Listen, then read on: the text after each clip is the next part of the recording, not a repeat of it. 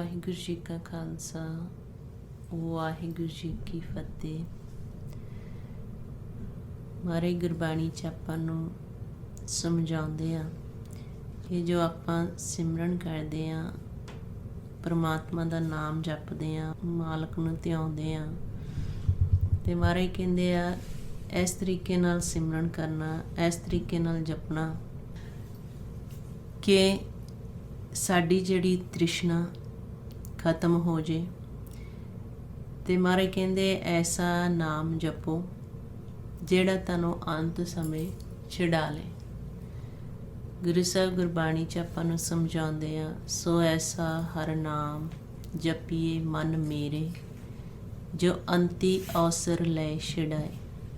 ਮਾਰੇ ਕਹਿੰਦੇ ਐਸਾ ਨਾਮ ਜਪਣਾ ਆ ਕਿ ਜਿਹੜਾ ਅੰਤ ਸਮੇਂ ਸਾਨੂੰ ਛੁਡਾ ਲੇ।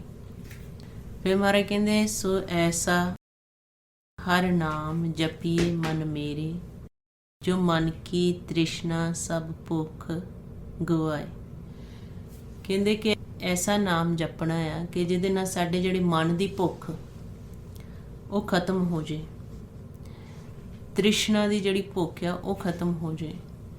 ਤੇ ਜਦੋਂ ਆਪਾਂ ਗੁਰਬਾਣੀ ਵਿੱਚ ਪੜ੍ਹਦੇ ਆ ਕਿ ਜੋ ਸਾਡੇ ਮਨ ਦੀ ਭੁੱਖ ਆ, ਜੋ ਸਾਡੇ ਮਨ ਦੀ ਖੁਰਾਕ ਆ, ਉਹ ਨਾਮ ਆ।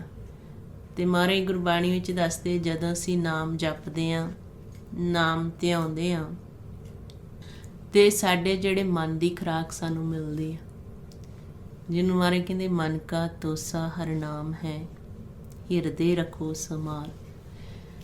ਹੁਣ ਅਸੀਂ ਨਾਮ ਜਪ ਕੇ, ਜੋ ਹੁਣ ਆਪਾਂ ਗੁਰੂ ਮੰਤਰ ਦਾ ਅਭਿਆਸ ਕਰਦੇ ਸੀ, ਤੇ ਮਾਰੇ ਕਹਿੰਦੇ ਨਾਮ ਜਪ ਕੇ ਮਨ ਨੂੰ ਸੁੱਖ ਲੈਣਾ। ਜਦੋਂ ਅਸੀਂ ਨਾਮ ਜਪਦੇ ਆ ਤੇ ਸਾਡੇ ਮਨ ਨੂੰ ਸੁੱਖ ਮਿਲਦਾ, ਸਾਡਾ ਮਨ ਚਿੰਤਾ ਤੋਂ ਰਹਿਤ ਹੋ ਜਾਂਦਾ। ਮਾਰੇ ਗੁਰਬਾਣੀ ਵਿੱਚ ਦੱਸਦੇ ਆ, ਹੋਏ ਅਚਿੰਤ ਬਸੇ ਸੁੱਖ ਨਾਲ, ਸਾਸ ਗਰਾਸ ਹਰ ਨਾਮ ਸਮਾਲ। ਕੇ ਜਦੋਂ ਆਪਾਂ ਸਾਸ ਗਰਾਸ ਇਸ ਤਰੀਕੇ ਨਾਲ ਸਿਮਰਨ ਕਰਦੇ ਆ, ਸਾਨੂੰ ਸੁੱਖ ਆਉਂਦਾ। ਤੇ ਜਦੋਂ ਸਾਨੂੰ ਸੁੱਖ ਆਉਂਦਾ ਤੇ ਸਾਡਾ ਮਨ ਕਿੱਥੇ ਚਲਾ ਜਾਂਦਾ? ਆਪਣੇ ਘਰ ਦੇ ਵਿੱਚ, ਜਿਹੜਾ ਸਾਡੇ ਮਨ ਦਾ ਘਰ ਆ, ਜਿਹਨੂੰ ਸੁੰਨ ਕਿਹਾ ਆ, ਜਿਹਨੂੰ ਸਹਿਜ ਕਿਹਾ ਆ। ਜਦੋਂ ਅਸੀਂ ਆਪਣੇ ਘਰ ਵਿੱਚ ਪ੍ਰਵੇਸ਼ ਹੋ ਜਾਂਦੇ ਤਾਂ ਉਸ ਵਕਤ ਸਾਨੂੰ ਸੁੱਖ ਮਿਲਦਾ, ਸ਼ਾਂਤੀ ਮਿਲਦੀ, ਆਨੰਦ ਮਿਲਦਾ।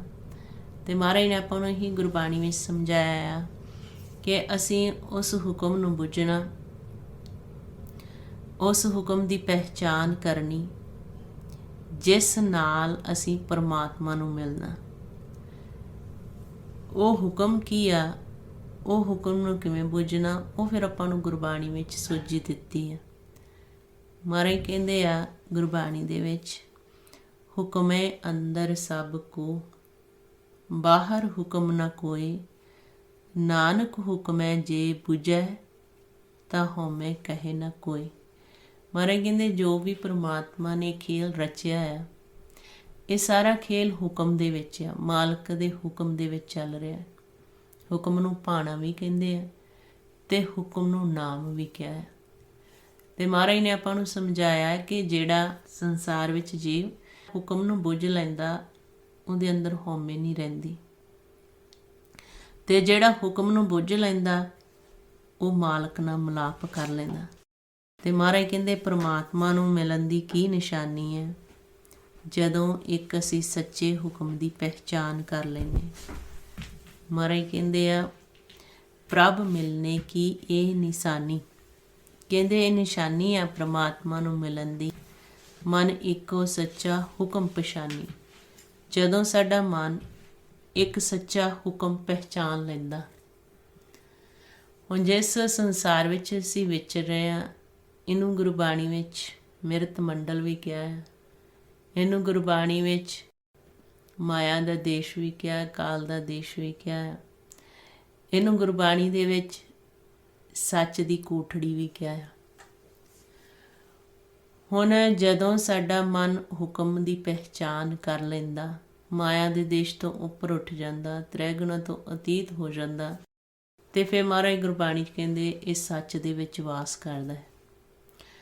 ਤੇ ਮਹਾਰਾਜ ਕਹਿੰਦੇ ਪ੍ਰਮਾਤਮਾ ਨੂੰ ਇਹ ਮਿਲਣ ਦੀ ਨਿਸ਼ਾਨੀ ਆ ਜਦੋਂ ਮਨ ਸੱਚੇ ਹੁਕਮ ਦੀ ਪਹਿਚਾਨ ਕਰ ਲੈਂਦਾ। ਫਿਰ ਮਹਾਰਾਜ ਕਹਿੰਦੇ ਜਿਹੜਾ ਹੁਕਮ ਨੂੰ ਬੁੱਝ ਲੈਂਦਾ, ਨਾਨਕ ਹੁਕਮੈ ਜੇ ਬੁੱਝੈ, ਅਸੀਂ ਹੁਕਮ ਨੂੰ ਬੁੱਝਣਾ ਹੈ ਤਾਂ ਹਉਮੈ ਕਹੇ ਨਾ ਕੋਈ। ਹੁਣ ਅਸੀਂ ਸਾਰੇ ਹੀ ਪਰਮਾਤਮਾ ਦੇ ਹੁਕਮ ਵਿੱਚ ਆ, ਜਿੰਨੇ ਵੀ ਆਕਾਰ ਮਹਾਰਾਜ ਨੇ ਪੈਦਾ ਕੀਤੇ ਆ, ਜਿੰਨਾ ਵੀ ਇਸ ਸੰਸਾਰ ਦਾ ਖੇਲ ਰਚਿਆ, ਸਾਰਾ ਹੁਕਮ ਦੇ ਵਿੱਚ ਚੱਲ ਰਿਹਾ। ਅਤੇ ਮਹਾਰਾਜ ਕਹਿੰਦੇ ਜਿਹੜਾ ਹੁਕਮ ਨੂੰ ਬੁੱਝ ਲੈਂਦਾ, ਹੁਣ ਹੁਕਮ ਕੀ ਆ, ਫਿਰ ਆਪਾਂ ਗੁਰਬਾਣੀ ਦੇ ਵਿੱਚ ਭੇਦ ਲੈਣਾ। ਮਹਾਰਾਜ ਕਹਿੰਦੇ ਆ ਏਕੋ ਨਾਮ ਹੁਕਮ ਹੈ, ਨਾਨਕ ਸਤਿਗੁਰ ਦੀਆ ਬੁਝਾਏ ਜਿਉ। ਜਦੋਂ ਫਿਰ ਆਪਾਂ ਗੁਰਬਾਣੀ ਪੜ੍ਹਦੇ ਹਾਂ, ਗੁਰੂ ਸਾਹਿਬ ਸਾਨੂੰ ਸੋਝੀ ਦਿੰਦੇ ਆ ਕਿ ਸਾਡੇ ਸਾਰਿਆਂ ਵਾਸਤੇ ਇੱਕ ਹੀ ਹੁਕਮ ਹੈ, ਉਹ ਹੈ ਨਾਮ। ਮਹਾਰਾਜ ਕਹਿੰਦੇ ਸਤ ਸੰਗਤ ਕੈਸੀ ਜਾਣੀਏ, ਜਿੱਥੇ ਏਕੋ ਨਾਮ ਵਖਾਣੀਏ। ਏਕੋ ਨਾਮ ਹੁਕਮ ਹੈ, ਨਾਨਕ ਸਤਿਗੁਰ ਦੀਆ ਬੁਝਾਏ ਜਿਉ। ਕਹਿੰਦੇ ਸਤਿਗੁਰ ਸਾਨੂੰ ਇਹ ਸੋਝੀ ਦਿੰਦੇ ਆ ਕਿ ਸਾਡੇ ਸਾਰਿਆਂ ਵਾਸਤੇ ਇੱਕ ਨਾਮ ਹੁਕਮ ਹੈ, ਅਤੇ ਜਿਸ ਨਾਮ ਦੀ ਅਸੀਂ ਪਹਿਚਾਨ ਕਰ ਲਈ ਅਤੇ ਅਸੀਂ ਪਰਮਾਤਮਾ ਨਾਲ ਮਿਲਾਪ ਕਰ ਲਾਂਗੇ। ਇਹ ਨਿਸ਼ਾਨੀ ਆ ਉਸ ਹੁਕਮ, ਉਸ ਨਾਮ ਦੀ ਪਹਿਚਾਨ ਦੀ। ਅਤੇ ਮਹਾਰਾਜ ਕਹਿੰਦੇ ਪ੍ਰਭ ਮਿਲਨੇ ਕੀ ਇਹ ਨਿਸ਼ਾਨੀ, ਮਨ ਇੱਕੋ ਸੱਚਾ ਹੁਕਮ ਪਛਾਨੀ। ਕਿ ਜਦੋਂ ਮਨ, ਸਾਡਾ ਜਿਹੜਾ ਮਨ ਆ, ਇਹ ਉਸ ਹੁਕਮ, ਉਸ ਨਾਮ ਦੀ ਪਹਿਚਾਨ ਕਰ ਲਏਗਾ ਅਤੇ ਪਰਮਾਤਮਾ ਨੂੰ ਮਿਲ ਲਏਗਾ। ਫਿਰ ਮਹਾਰਾਜ ਕਹਿੰਦੇ ਕਿ ਜਿਸ ਦਿਨ ਹੁਕਮ ਦੀ ਸਾਨੂੰ ਪਹਿਚਾਨ ਆ ਗਈ, ਸਾਡੇ ਅੰਦਰ ਹਉਮੈ ਖਤਮ ਹੋ ਜਾਏਗੀ। ਕਿਉਂਕਿ ਇਹ ਜਿਹੜਾ ਹੁਕਮ ਨਾਮ ਆ ਅਤੇ ਹਉਮੈ ਦਾ ਆਪਸ ਵਿੱਚ ਵਿਰੋਧ ਆ। ਮਹਾਰਾਜ ਗੁਰਬਾਣੀ ਕਹਿੰਦੇ ਆ ਹਉਮੈ ਨਾਵੇਂ ਨਾਲ ਵਿਰੋਧ ਹੈ, ਦੋਏ ਨਾ ਵਸੈ ਇੱਕ ਠਾਏ। ਕਿ ਇੱਕ ਜਗ੍ਹਾ ਦੋਵੇਂ ਨਹੀਂ ਵਸ ਸਕਦੇ। ਜਿੱਥੇ ਹਉਮੈ ਉੱਥੇ ਨਾਮ ਨਹੀਂ ਵਸਦਾ, ਅਤੇ ਜਿੱਥੇ ਨਾਮ ਆ ਉੱਥੇ ਹਉਮੈ ਨਹੀਂ ਰਹਿੰਦੀ। ਜਿਹੜਾ ਨਾਮ ਨੂੰ ਬੁੱਝ ਲੈਂਦਾ, ਹੁਕਮ ਨੂੰ ਬੁੱਝ ਲੈਂਦਾ, ਉੱਥੇ ਹਉਮੈ ਨਹੀਂ ਰਹਿੰਦੀ। ਇਹ ਆਪਾਂ ਨੂੰ ਗੁਰਬਾਣੀ ਵਿੱਚ ਪਹਿਚਾਨ ਕਰਾਈ ਹੈ। ਅਤੇ ਫਿਰ ਮਹਾਰਾਜ ਗੁਰਬਾਣੀ ਵਿੱਚ ਆਪਾਂ ਨੂੰ ਦੱਸਦੇ ਆ ਕਿ ਇਹ ਸਾਰਾ ਜਿਹੜਾ ਜੱਗ ਆ, ਹਉਮੈ ਦੇ ਵਿੱਚ ਹੋਣ ਕਰਕੇ ਹੀ ਬਿਨਸਦਾ ਅਤੇ ਮਰਦਾ ਹੈ। ਦੂਜੇ ਪਾਸੇ ਮਹਾਰਾਜ ਕਹਿੰਦੇ ਆ ਸਾਰਾ ਹੀ ਹੁਕਮ ਦੇ ਵਿੱਚ ਮਾਲਕ ਦੇ ਹੋ ਰਿਹਾ ਹੈ। ਹੁਣ ਮਹਾਰਾਜ ਨੇ ਆਪਾਂ ਨੂੰ ਸਮਝਾਇਆ ਗੁਰਬਾਣੀ 'ਚ, ਮਹਾਰਾਜ ਕਹਿੰਦੇ ਹਉਮੈ ਵਿੱਚ ਜਗ ਬਿਨਸਦਾ, ਮਰ ਜੰਮੇ ਆਵੈ ਜਾਏ। ਮਨਮੁਖ ਸ਼ਬਦ ਨਾ ਜਾਣਨੀ, ਜਾਸਨ ਪਤ ਗਵਾਏ। ਹੁਣ ਜਿਹੜਾ ਉਸ ਸ਼ਬਦ ਨੂੰ, ਉਸ ਨਾਮ ਨੂੰ ਪਹਿਚਾਨਦਾ ਨਹੀਂ, ਉਸ ਨਾਮ ਦਾ ਭੇਦ ਨਹੀਂ ਲੈਂਦਾ, ਉਹਨੂੰ ਮਹਾਰਾਜ ਨੇ ਗੁਰਬਾਣੀ 'ਚ ਮਨਮੁਖ ਕਿਹਾ ਹੈ। ਅਤੇ ਮਹਾਰਾਜ ਕਹਿੰਦੇ ਇਸ ਨਾਮ ਦੁਆਰਾ ਹੀ ਸਾਡੀ ਪੱਤ ਰਹਿਣੀ ਆ। ਅਤੇ ਜਿਸ ਕੋਲ ਇਹ ਨਾਮ ਨਹੀਂ ਆ, ਜਿਹੜਾ ਹੁਕਮ ਦੇ ਦਾਇਰੇ ਵਿੱਚ ਨਹੀਂ ਆ, ਮਹਾਰਾਜ ਕਹਿੰਦੇ ਉਹਦੀ ਫਿਰ ਇੱਜ਼ਤ ਨਹੀਂ ਰਹਿੰਦੀ। ਉਹ ਫਿਰ ਹਉਮੈ ਦੇ ਵਿੱਚ ਜੰਮਦਾ ਅਤੇ ਮਰਦਾ, ਜਨਮ ਮਰਨ ਦੇ ਚੱਕਰ ਵਿੱਚ ਹੁੰਦਾ। ਅਤੇ ਜਦੋਂ ਆਪਾਂ ਗੁਰੂ ਬਾਣੀ ਪੜ੍ਹਦੇ ਹਾਂ ਅਤੇ ਮਹਾਰਾਜ ਗੁਰਬਾਣੀ ਕਹਿੰਦੇ ਮਨਮੁਖ ਫਿਰ ਹੁਕਮ ਦੀ ਪਹਿਚਾਨ ਨਹੀਂ ਕਰਦਾ। ਅਤੇ ਜਿਹੜਾ ਹੁਕਮ ਦੀ ਪਹਿਚਾਨ ਨਹੀਂ ਕਰਦਾ, ਜਿਹੜਾ ਮਨ ਹੁਕਮ ਦੇ ਵਿੱਚ ਨਹੀਂ ਆਉਂਦਾ, ਉਹ ਜਾਮਾਂ ਦੇ ਰਸਤੇ 'ਤੇ ਜਾਂਦਾ ਹੈ। ਅਤੇ ਜਿਹੜਾ ਗੁਰੂ ਦੀ ਸ਼ਰਨ ਵਿੱਚ ਜਾ ਕੇ ਜਿਹੜਾ ਗੁਰਮੁਖ ਬਣ ਜਾਂਦਾ, ਉਹ ਪਰਮਾਤਮਾ ਦੇ ਨਾਮ ਨੂੰ ਜਪਦਾ ਅਤੇ ਉਸ ਹੁਕਮ ਦੀ ਪਹਿਚਾਨ ਕਰ ਲੈਂਦਾ ਅਤੇ ਭਵਜਲ ਨੂੰ ਤਰ ਜਾਂਦਾ। ਗੁਰੂ ਸਾਹਿਬ ਗੁਰਬਾਣੀ 'ਚ ਫਰਮਾਉਂਦੇ ਆ ਮਨਮੁਖ ਹੁਕਮ ਨਾ ਜਾਣਨੀ, ਤਿਨ ਮਾਰੇ ਜਮ ਜਦਾਰ। ਗੁਰਮੁਖ ਜਿਨੀ ਅਰਾਧਿਆ, ਤਿਨੀ ਤਰਿਆ ਭਉਜਲ ਸੰਸਾਰ। ਮਨਮੁਖ ਹਉਮੈ ਦੇ ਵਿੱਚ ਹੋਣ ਕਰਕੇ ਹੁਕਮ ਦੀ ਪਹਿਚਾਨ ਨਹੀਂ ਕਰਦਾ। ਅਤੇ ਮਹਾਰਾਜ ਕਹਿੰਦੇ ਆ ਉਹ ਹੁਕਮ ਨੂੰ ਨਾ ਜਾਣਨ ਕਰਕੇ ਜਮਾਂ ਦੇ ਰਸਤੇ 'ਤੇ ਪਿਆ ਰਹਿੰਦਾ ਮਨ। ਜਿਹੜਾ ਮਨ ਧਾਰ ਦੇ ਰਸਤੇ 'ਤੇ ਚੱਲਦਾ, ਜਿਹਨੂੰ ਮਨਮੁਖ ਕਿਹਾ। ਅਤੇ ਜਿਹੜਾ ਹੁਕਮ ਦੀ ਪਹਿਚਾਨ ਕਰ ਲੈਂਦਾ, ਮਾਲਕ ਦਾ ਨਾਮ ਜਪਦਾ, ਉਹਨੂੰ ਗੁਰਮੁਖ ਕਿਹਾ ਹੈ। ਅਤੇ ਮਹਾਰਾਜ ਕਹਿੰਦੇ ਉਹ ਭਵ ਸਾਗਰ ਨੂੰ ਤਰ ਜਾਂਦੇ ਆ। ਹੁਣ ਜਿਹੜੇ ਸਾਡੇ 'ਚ ਔਗਣ ਆ, ਅਤੇ ਮਹਾਰਾਜ ਕਹਿੰਦੇ ਆ ਜਦੋਂ ਗੁਣ ਆ ਜਾਂਦੇ ਆ, ਉਹ ਔਗਣ ਸਾਡੇ ਬਖਸ਼ੇ ਜਾਂਦੇ। ਜਦੋਂ ਹੁਣ ਆਪਾਂ ਸੰਸਾਰ ਵਿੱਚ ਵਿਚਰਦੇ ਹਾਂ, ਦੁਨਿਆਵੀ ਤੌਰ 'ਤੇ ਅਸੀਂ ਇੱਕ ਕਾਨੂੰਨ ਬਣਾਇਆ ਜਾਂਦਾ, ਉਹਦੇ ਦਾਇਰੇ ਵਿੱਚ ਰਹਿੰਦੇ ਹਾਂ, ਅਤੇ ਜੇ ਕਾਨੂੰਨ ਨੂੰ ਅਸੀਂ ਭੰਗ ਕਰਦੇ ਹਾਂ ਫਿਰ ਸਜ਼ਾ ਹੈ। ਇੱਦਾਂ ਹੀ ਗੁਰਬਾਣੀ ਦੇ ਵਿੱਚ ਦੱਸਿਆ ਆ ਕਿ ਸਾਡੇ ਸਾਰਿਆਂ ਵਾਸਤੇ ਹੁਕਮ ਆ, ਅਸੀਂ ਮਾਲਕ ਦੇ ਹੁਕਮ ਦੇ ਵਿੱਚ ਰਹਿਣਾ।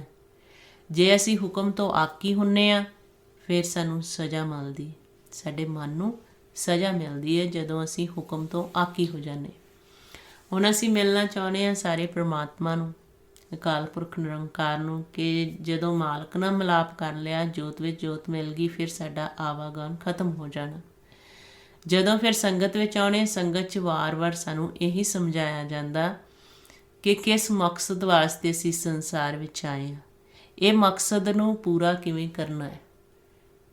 ਭਗਤਾਂ ਨੇ, ਗੁਰੂ ਸਾਹਿਬਾਂ ਨੇ ਗੁਰਬਾਣੀ ਦੇ ਵਿੱਚ ਸਾਨੂੰ ਖੋਲ੍ਹ ਕੇ ਸਮਝਾਇਆ ਕਿ ਕਿਸ ਮਕਸਦ ਵਾਸਤੇ ਅਸੀਂ ਆਏ ਹਾਂ। ਇਹ ਵਾਰੀ ਸਾਨੂੰ ਮਿਲੀ ਹੈ ਮਾਨਸ ਜਾਮਾ, ਜੋ ਅਸੀਂ ਪੜ੍ਹਦੇ ਹਾਂ ਵਾਰ-ਵਾਰ, ਮਨ ਨੂੰ ਸਮਝਾਉਣ ਵਾਸਤੇ ਗਿਆਨ ਦਿੰਦੇ ਹਾਂ।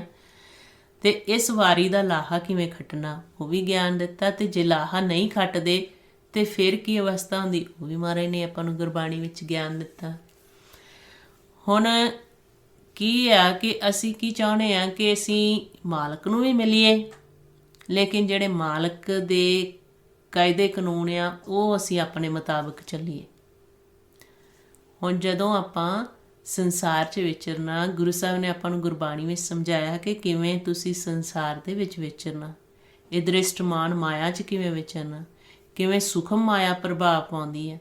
ਅਤੇ ਜਦੋਂ ਅਸੀਂ ਇਹਦੇ ਵਿੱਚ ਵਿਚਰਦੇ, ਅਸੀਂ ਮਿਲਣਾ ਤਾਂ ਚਾਹੁੰਦੇ ਹਾਂ। ਜਦੋਂ ਹੁਣ ਆਪਾਂ ਸੁਣਦੇ ਹਾਂ ਪਰਮਾਤਮਾ ਬਾਰੇ ਕਿ ਅਸੀਂ ਆਹ ਮਨ ਜਿਹੜਾ ਭੇਜਿਆ ਹੈ ਸਾਨੂੰ ਮਾਲਕ ਨਾਲ ਮਿਲਾਪ ਕਰਨਾ, ਇਹਨੇ ਮੂਲ ਦੀ ਪਹਿਚਾਣ ਕਰਨੀ, ਮਨ ਤੂੰ ਜੋਤ ਸਰੂਪ ਹੈ ਆਪਣਾ ਮੂਲ ਪਛਾਣ, ਉਤਸ਼ਾਹ ਹੁੰਦਾ ਕਿ ਅਸੀਂ ਵੀ ਮਾਲਕ ਨੂੰ ਮਿਲੀਏ।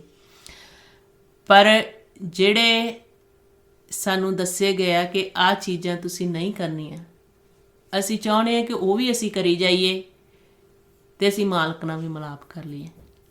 ਜੋ ਸਾਨੂੰ ਹਦਾਇਤਾਂ ਕੀਤੀਆਂ ਜਾਂਦੀਆਂ ਕਿ ਆਹ ਚੀਜ਼ ਤੁਸੀਂ ਨਹੀਂ ਕਰਨੀ, ਜੋ ਗੁਰਬਾਣੀ ਵਿੱਚ ਆਪਾਂ ਨੂੰ ਸਮਝਾਇਆ ਗਿਆ ਕਿ ਕਿਵੇਂ ਤੁਸੀਂ ਸੰਸਾਰ 'ਚ ਵਿਚਰਨਾ, ਅਸੀਂ ਕੀ ਚਾਹੁੰਦੇ ਹਾਂ, ਅਸੀਂ ਮਾਲਕ ਨਾਲ ਮਿਲਾਪ ਕਰੀਏ। ਲੇਕਿਨ ਜਿਹੜੇ ਚੀਜ਼ਾਂ ਗੁਰੂ ਸਾਹਿਬ ਨੇ ਸਾਨੂੰ ਸਮਝਾਈਆਂ ਗੁਰਬਾਣੀ ਦੇ ਵਿੱਚ ਕਿ ਇਸ ਹੁਕਮ ਦੇ ਵਿੱਚ, ਇਸ ਦਾਇਰੇ ਦੇ ਵਿੱਚ, ਇਹ ਤਾਂ ਹੋ ਗਿਆ ਨਾਮ ਜਿਹਦੇ ਦਾਇਰੇ ਵਿੱਚ ਹਰ ਵਕਤ ਅਸੀਂ ਰਹਿਣਾ ਹੁਕਮ ਦੇ ਵਿੱਚ। ਦੂਜਾ ਆ ਜਿਹੜਾ ਅਸੀਂ ਦ੍ਰਿਸ਼ਟਮਾਨ ਮਾਇਆ ਦੇ ਵਿੱਚ ਵਿਚਰਦੇ ਹਾਂ, ਪਰਿਵਾਰਾਂ ਵਿੱਚ, ਸੰਸਾਰ 'ਚ, ਇਹ ਅਗਨ ਕਿਹਾ ਹੈ ਮਹਾਰਾਜ ਨੇ। ਮਹਾਰਾਜ ਕਹਿੰਦੇ ਅਗਨ ਕੁਟੰਬ ਸਾਗਰ ਸੰਸਾਰ ਭਰਮ ਮੋਹ ਅਗਿਆਨ ਅੰਧਾਰ, ਕਿ ਪਰਿਵਾਰ ਵੀ ਅਗਨ ਆ, ਸੰਸਾਰ ਵੀ ਅਗਨ ਆ। ਇਸ ਅਗਨ ਦੇ ਵਿੱਚ ਰਹਿੰਦਿਆਂ ਹੋਇਆਂ ਅਸੀਂ ਮਨ ਨੂੰ ਸ਼ਾਂਤ ਰੱਖਣਾ। ਹੁਣ ਜਦੋਂ ਅਸੀਂ ਇਹਨਾਂ ਅਗਨ ਦੇ ਵਿੱਚ ਵਿਚਰਦੇ ਹਾਂ, ਪਰਿਵਾਰਾਂ ਵਿੱਚ, ਸੰਸਾਰ ਦੇ ਵਿੱਚ, ਉੱਥੇ ਫਿਰ ਜੋ ਗੁਰਬਾਣੀ ਮੁਤਾਬਕ ਸਾਨੂੰ ਸਮਝਾਇਆ ਜਾਂਦਾ ਹੈ ਕਿ ਗੁਰੂ ਦੀ ਮੱਤ ਲੈ ਕੇ ਜੇ ਤੁਸੀਂ ਵਿਚਰੋਗੇ ਤਾਂ ਸੁੱਖ ਹੋਊਗਾ ਤੁਹਾਨੂੰ।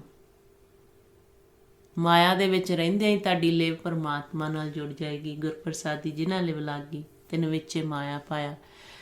ਲੇਕਿਨ ਜ਼ਿਆਦਾਤਰ ਆਪਾਂ ਦੇਖਿਆ ਜਾਂਦਾ ਆ ਕਿ ਅਸੀਂ ਚਾਹੁੰਦੇ ਹਾਂ ਪਰਮਾਤਮਾ ਨੂੰ ਮਿਲਣਾ, ਪਰ ਜੋ ਪਰਮਾਤਮਾ ਦੀ ਹਦਾਇਤਾਂ ਦਿੱਤੀਆਂ ਗਈਆਂ ਕਿ ਆਹ ਚੀਜ਼ ਤੁਸੀਂ ਨਹੀਂ ਕਰਨੀ, ਉਹ ਉੱਥੇ ਫਿਰ ਅਸੀਂ ਆਪਣੀ ਮੱਤ ਵਰਤ ਲੈਂਦੇ।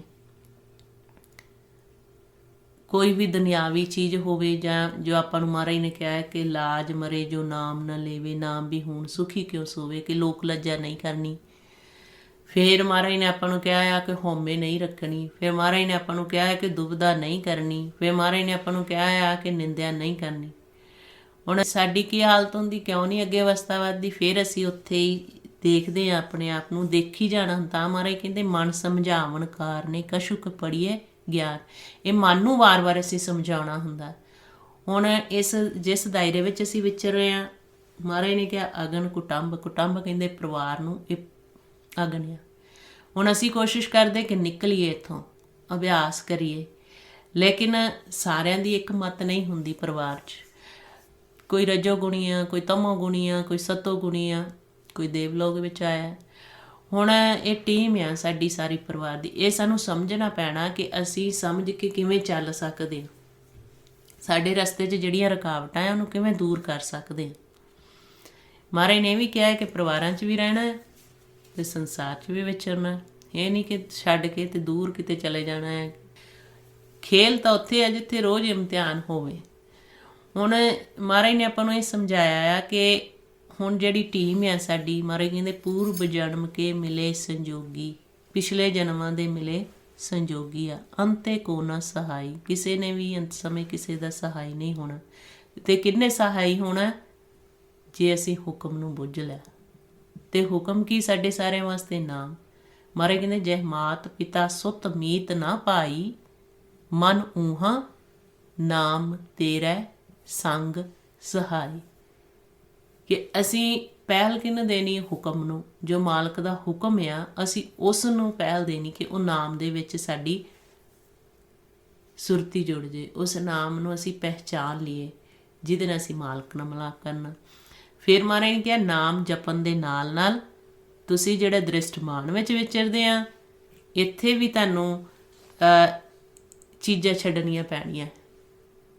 ਕੀ ਛੱਡਣਾ? ਮਹਾਰਾਜ ਕਹਿੰਦੇ ਪਰ ਕਾ ਬੁਰਾ ਨ ਰਾਖੋ ਚੀਤ, ਤੁਮਕੋ ਦੁੱਖ ਨਹੀਂ ਭਾਈ ਮੀਤ। ਕਿ ਦੂਜਿਆਂ ਦਾ ਬੁਰਾ ਨਹੀਂ ਸੋਚਣਾ। ਹੁਣ ਅਸੀਂ ਕਹਿੰਦੇ ਕਿ ਅਸੀਂ ਵਿਚਰਦੇ ਸੰਸਾਰ ਵਿੱਚ, ਸਾਡੇ ਤੋਂ ਆ ਕਰਮ ਹੋ ਗਿਆ ਆ, ਹੁਣ ਇਹ ਮਿਟ ਨਹੀਂ ਸਕਦੇ। ਤੇ ਗੁਰੂ ਸਾਹਿਬ ਗੁਰਬਾਣੀ ਵਿੱਚ ਆਪਾਂ ਨੂੰ ਸਮਝਾਉਂਦੇ ਆ ਕਿ ਜਦੋਂ ਤੁਸੀਂ ਗੁਰੂ ਦੀ ਮੱਤ ਲੈ ਲੈਂਦੇ ਆ, ਆਪਣੀ ਮੱਤ ਛੱਡ ਦਿੰਦੇ ਆ, ਤੇ ਤੁਹਾਡੇ ਸਾਰੇ ਔਗਣ ਜਿਹੜੇ ਆ, ਜਦੋਂ ਗੁਣ ਤੁਹਾਡੇ ਅੰਦਰ ਆ ਜਾਂਦੇ ਆ, ਔਗਣ ਸਾਰੇ ਮਿਟ ਜਾਂਦੇ ਆ। ਕਈ ਵਾਰੀ ਸਾਡੇ ਮਨ 'ਚ ਇਹੀ ਫੁਰਨਾ ਬਣਿਆ ਰਹਿੰਦਾ, ਅਸੀਂ ਆਹ ਕੁਛ ਕੀਤਾ ਆ, ਅਸੀਂ ਇੱਦਾਂ ਕੀਤਾ ਆ। ਹੁਣ ਇਹ ਤਾਂ ਸਾਡੇ ਫਿਰ ਉਹ ਵਿਚਾਰ ਵਾਰ-ਵਾਰ ਅੱਗੇ ਆ ਜਾਂਦੇ। ਤੇ ਮਹਾਰਾਜ ਕਹਿੰਦੇ ਜਦੋਂ ਤੁਸੀਂ ਗੁਰੂ ਦੀ ਮੱਤ ਲੈ ਲੈਂਦੇ ਆ ਤੇ ਉਹ ਬਖਸ਼ਣਹਾਰ ਆ। ਇਸ ਕਰਕੇ ਮਹਾਰਾਜ ਕਹਿੰਦੇ ਸਭ ਅਵਗੁਣ ਗੁਣੀ ਮਿਟਾਇਆ। ਕਿ ਜਦੋਂ ਅਸੀਂ ਧਾਤ ਦਾ ਰਸਤਾ ਛੱਡ ਕੇ ਲਿਵ ਦੇ ਰਸਤੇ ਤੇ ਤੁਰ ਪੈਂਦੇ ਆ, ਸਾਡੇ ਸਾਰੇ ਅਵਗੁਣ ਖਤਮ ਹੋ ਜਾਂਦੇ ਆ, ਮਿਟ ਜਾਂਦੇ ਆ। ਲੇਕਿਨ ਅਸੀਂ ਜੇ ਗੁਰੂ ਦੀ ਮੱਤ ਅੰਦਰ ਧਾਰਨ ਕਰਦੇ, ਇਸ ਗਿਆਨ ਨੂੰ ਅੰਦਰ ਵਸਾ ਲੈਂਦੇ। ਹੁਣ ਅਵਗਣ ਹੈ, ਜਦੋਂ ਅਸੀਂ ਧਾਤ ਦੇ ਰਸਤੇ ਚੱਲਦੇ, ਕਾਮ ਕ੍ਰੋਧ ਮੋਹ ਹੰਕਾਰ, ਇਹ ਪੰਜੇ ਵਿਚਾਰ ਲੈ ਕੇ ਆਉਂਦੇ ਰਹਿੰਦੇ ਆ। ਕਦੇ ਤਮੋਗੁਣੀ ਕਾਮ ਕ੍ਰੋਧ ਮੋਹ ਹੰਕਾਰ ਦੇ ਵਿਚਾਰ, ਕਦੇ ਸਾਡੇ ਅੰਦਰ ਆਸ਼ਾ ਬਿਲਾਸ਼ਾ ਤ੍ਰਿਸ਼ਨਾਵਾਂ ਦੇ ਵਿਚਾਰ ਆ ਜਾਂਦੇ।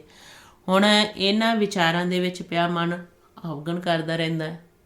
ਕੋਈ ਨਾ ਕੋਈ ਗਲਤ ਇਹਨਾਂ ਨੇ ਵੀ ਮਾਰੇ। ਕਹਿੰਦੇ ਪੰਜ ਦੂਤ ਚਿਤਵੇ ਵਿਕਾਰਾ, ਜੋ ਅਸੀਂ ਨਹੀਂ ਵਿਚਾਰ ਲੈਣਾ ਚਾਹੁੰਦੇ ਉਹ ਵੀ ਆਉਂਦਾ ਹੈ। ਕਈ ਵਾਰੀ ਆਪਾਂ ਕਹਿੰਦੇ ਨੇ ਕਿ ਅਸੀਂ ਬੜੇ ਦੁਖੀ ਹਾਂ, ਸਾਡੇ ਅੰਦਰ ਬਹੁਤ ਗਲਤ ਵਿਚਾਰ ਆਉਂਦੇ ਆ।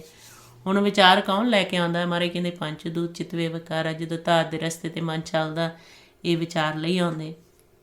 ਫਿਰ ਮਹਾਰਾਜ ਕਹਿੰਦੇ ਤੁਸੀਂ ਧਾਤ ਦਾ ਰਸਤਾ ਛੱਡ ਦਿਓ, ਕੀ ਕਰੋ? ਲਿਵ ਦਾ ਰਸਤਾ ਤਿਆਰ। ਮਹਾਰਾਜ ਕਹਿੰਦੇ ਲਿਵ ਧਾਤ ਦੋ ਰਾਹ ਹੈ, ਦੋ ਰਾਹ ਆ। ਧਾਤ ਦਾ ਜਿਹੜਾ ਰਸਤਾ ਇਖਤਿਆਰ ਕਰੋਗੇ ਉਹ ਸਾਨੂੰ ਮਾਲਕ ਤੋਂ ਦੂਰ ਲੈ ਜਾਏਗਾ। ਤੇ ਦੂਜੇ ਪਾਸੇ ਮਹਾਰਾਜ ਕਹਿੰਦੇ ਆਪਾਂ ਨੂੰ ਗੁਰਬਾਣੀ ਸਮਝਾਇਆ ਆ ਕਿ ਗੁਣ ਧਾਰਨ ਕਰੋ। ਕਿਹੜੇ ਗੁਣ ਧਾਰਨ ਕਰਨੇ ਆ? ਦਇਆ, ਨਿਮਰਤਾ, ਸਹਿਣਸ਼ੀਲਤਾ, ਜਤ ਸਤ ਸੰਤੋਖ। ਜੇ ਮਾਲਕ ਨੂੰ ਮਿਲਣਾ ਤੇ ਮਹਾਰਾਜ ਕਹਿੰਦੇ ਜਾਏ ਪੁੱਛੋ ਸੁਹਾਗਣੀ, ਤੁਸੀਂ ਰਾਵਿਆ ਕਿ ਨਹੀਂ ਗੁਣੀ। ਇਹ ਗੁਣ ਧਾਰਨ ਕਰਨੇ, ਸਹਿਜ ਸੰਤੋਖ ਸ਼ਿੰਗਾਰਿਆ ਮਿੱਠਾ ਬੋਲਣੀ। ਕਿਉਂਕਿ ਇਹ ਅਸੀਂ ਅੰਦਰ ਵਸਾ ਲੈਣਾ ਆ ਕਿ ਜੇ ਸੁਹਾਗਣ ਬਣਨਾ, ਜੇ ਹੁਕਮ ਦੀ ਪਹਿਚਾਨ ਕਰਨੀ, ਮਾਲਕ ਨਾਲ ਮਿਲਾਪ ਕਰਨਾ, ਤੇ ਸਾਨੂੰ ਇਹ ਲਿਵ ਦਾ ਰਸਤਾ ਅਖਤਿਆਰ ਕਰਨਾ ਪੈਣਾ। ਸੰਸਾਰ 'ਚ ਵਿਚਰਦਿਆਂ, ਪਰਿਵਾਰਾਂ 'ਚ ਵਿਚਰਦਿਆਂ। ਤੇ ਜਦੋਂ ਮਹਾਰਾਜ ਕਹਿੰਦੇ ਤੁਸੀਂ ਇਸ ਰਸਤਾ ਅਖਤਿਆਰ ਕਰੋਗੇ ਤਾਂ ਤੁਹਾਡੇ ਜਿਹੜੇ ਅਵਗਣ ਆ ਉਹ ਖਤਮ ਹੋ ਜਾਣਗੇ ਤੇ ਉਹਨਾਂ ਦੀ ਜਗ੍ਹਾ ਤੁਹਾਡੇ ਅੰਦਰ ਗੁਣ ਪ੍ਰਵੇਸ਼ ਹੋ ਜਾਣਗੇ। ਸੋ ਇਹ ਗੁਣ ਧਾਰਨ ਕਰਨੇ ਆ ਅਸੀਂ, ਤੇ ਗੁਣ ਧਾਰਨ ਕਰਕੇ ਅਸੀਂ ਨਾਮ ਦੀ ਪ੍ਰਾਪਤੀ ਕਰਨੀ, ਹੁਕਮ ਦੇ ਵਿੱਚ ਆਉਣਾ ਮਾਲਕ ਦੇ 'ਚ। ਤੇ ਮਹਾਰਾਜ ਕਹਿੰਦੇ ਸਭ ਅਵਗੁਣ ਗੁਣੀ ਮਿਟਾਇਆ, ਗੁਰ ਆਪੇ ਬਖਸ਼ਣਹਾਰ। ਕਿ ਮਾਲਕ ਗੁਰੂ ਸਾਨੂੰ ਬਖਸ਼ ਦਿੰਦੇ ਆ ਜਦੋਂ ਅਸੀਂ ਗੁਣ ਧਾਰਨ ਕਰ ਲੈਂਦੇ। ਦੂਜਾ ਰਸਤਾ ਮਹਾਰਾਜ ਕਹਿੰਦੇ ਮਨ ਨੂੰ ਇਸ ਤਰੀਕੇ ਨਾਲ ਸ਼ਬਦ ਦੁਆਰਾ ਮਾਰੋ ਕਿ ਧਾਤ ਦਾ ਰਸਤਾ ਹੀ ਛੱਡ ਜੇ।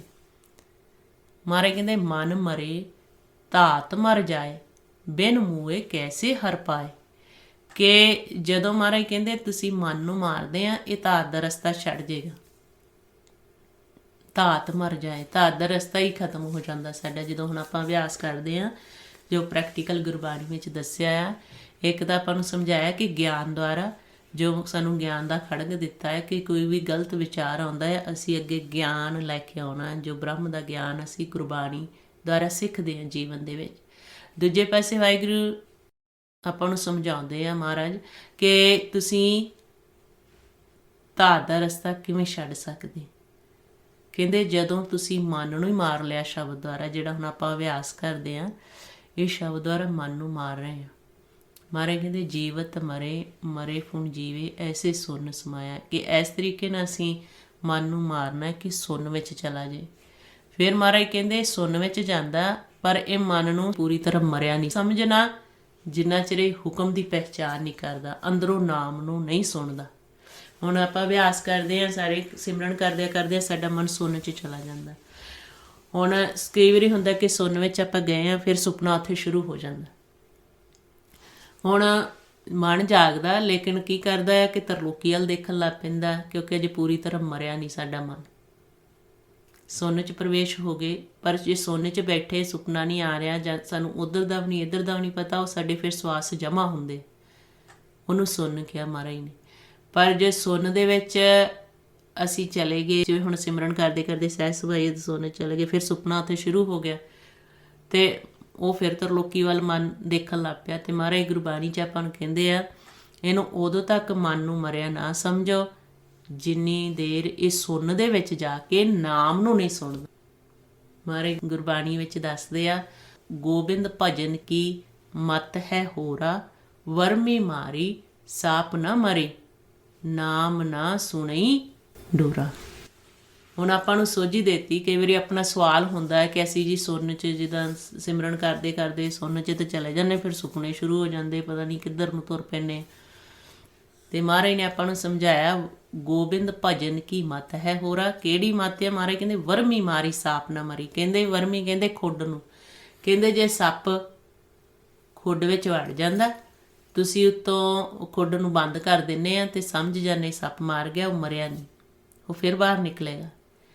ਇੱਦਾਂ ਹੀ ਮਨ ਨੂੰ ਸਮਝਾਇਆ ਉਦਾਹਰਨ ਦੇ ਕੇ ਕਿ ਜਿੰਨਾ ਚਿਰ ਇਹ ਮਨ ਸੁੰਨ 'ਚ ਚਲਾ ਗਿਆ, ਅਸੀਂ ਸੋਚਦੇ ਹੁਣ ਸੁੰਨ 'ਚ ਚਲਾ ਗਿਆ, ਠੀਕ ਹੈ, ਵਿਚਾਰ ਖਤਮ ਹੋ ਗਏ, ਲੇਕਿਨ ਆਂਦੇ ਉਨੀ ਦੇਰ ਇਹਨੂੰ ਮਰਿਆ ਨਾ ਸਮਝੋ ਜਿੰਨੀ ਦੇਰ ਅੰਦਰੋਂ ਨਾਮ ਨੂੰ ਨਹੀਂ ਸੁਣਦਾ। ਹੁਣ ਆਪਾਂ ਇਹੀ ਪ੍ਰੈਕਟੀਕਲ ਕਰ ਰਹੇ ਨਾ ਕਿ ਇੱਕ ਤਾਂ ਹੁੰਦਾ ਸਮਦ੍ਰਿਸ਼ਟ, ਸਾਨੂੰ ਨਾਮ ਸੁਣ ਰਿਹਾ, ਆਵਾਜ਼ ਸਾਨੂੰ ਸੁਣ ਰਹੀ, ਅਸੀਂ ਬੈਠੇ ਹਾਂ ਕਿ ਆਵਾਜ਼ ਸੁਣ ਰਹੀ, ਫਿਰ ਲੇਕਿਨ ਫਿਰ ਵੀ ਫੁਰਨਾ ਆ ਜਾਂਦਾ ਉੱਥੇ।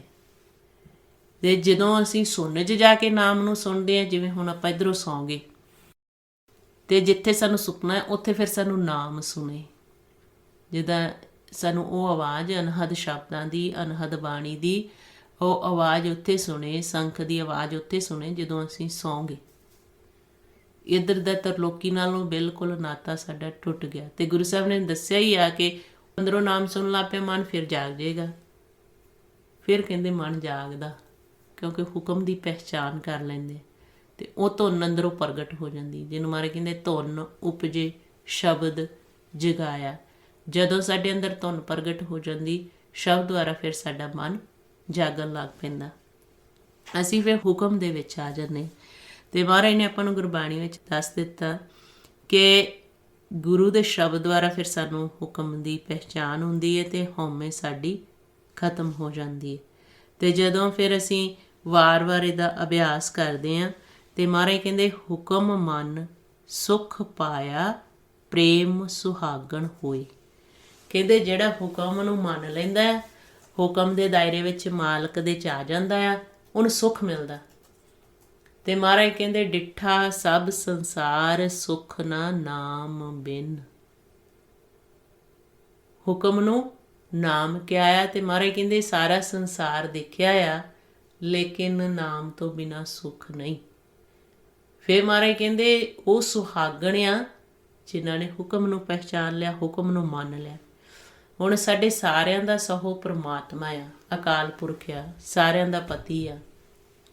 ਅਤੇ ਮਹਾਰਾਜ ਕਹਿੰਦੇ ਸਭਨਾ ਕਾ ਸਹੋ ਏਕ ਹੈ, ਸਦ ਹੀ ਰਹੇ ਹਜੂਰ। ਉਹ ਹਰ ਵਕਤ ਮਾਲਕ ਸਾਡੇ ਅੰਦਰ ਵਸ ਰਿਹਾ, ਹਰ ਵਕਤ ਸਾਡੇ ਨਾਲ ਵਸ ਰਿਹਾ ਹੈ। ਅਤੇ ਅਸੀਂ ਕਿਉਂ ਨਹੀਂ ਮਾਲਕ ਨਾਲ ਵਸ ਰਹੇ, ਕਿਉਂ ਨਹੀਂ ਮਾਲਕ ਨੂੰ ਦੇਖ ਰਹੇ? ਅਤੇ ਮਹਾਰਾਜ ਕਹਿੰਦੇ ਹੁਕਮ ਦੀ ਪਹਿਚਾਣ ਨਹੀਂ ਸਾਨੂੰ, ਅਤੇ ਨਾ ਹੀ ਅਸੀਂ ਉਸ ਦੇ ਹੁਕਮ ਨੂੰ ਮੰਨਦੇ ਹਾਂ। ਤਾਂ ਕਰਕੇ ਉੱਥੇ ਪਰਮਾਤਮਾ ਵਸ ਰਿਹਾ, ਉੱਥੇ ਸਾਡਾ ਮਨ ਵਸ ਰਿਹਾ ਹੈ। ਹੁਕਮ ਵਿੱਚ ਨਾ ਆਉਣ ਕਰਕੇ ਘਰ ਦੇ ਵਿੱਚ ਰਹਿੰਦੇ ਹੀ ਅਸੀਂ ਦੂਰ ਹੋ ਜਾਂਦੇ ਹਾਂ।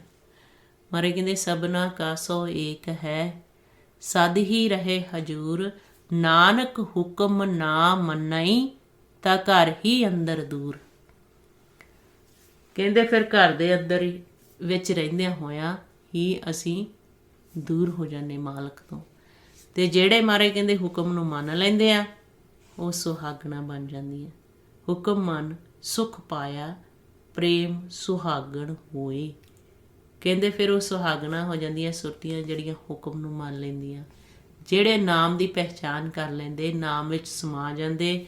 ਤੇ ਜਦੋਂ ਹੀ ਨਾਮ ਵਿੱਚ ਹੁਕਮ ਵਿੱਚ ਮਨ ਸਮਾ ਜਾਂਦਾ ਤੇ ਫਿਰ ਇਹਦਾ ਆਵਾਗਾਨ ਖਤਮ ਹੋ ਜਾਂਦਾ।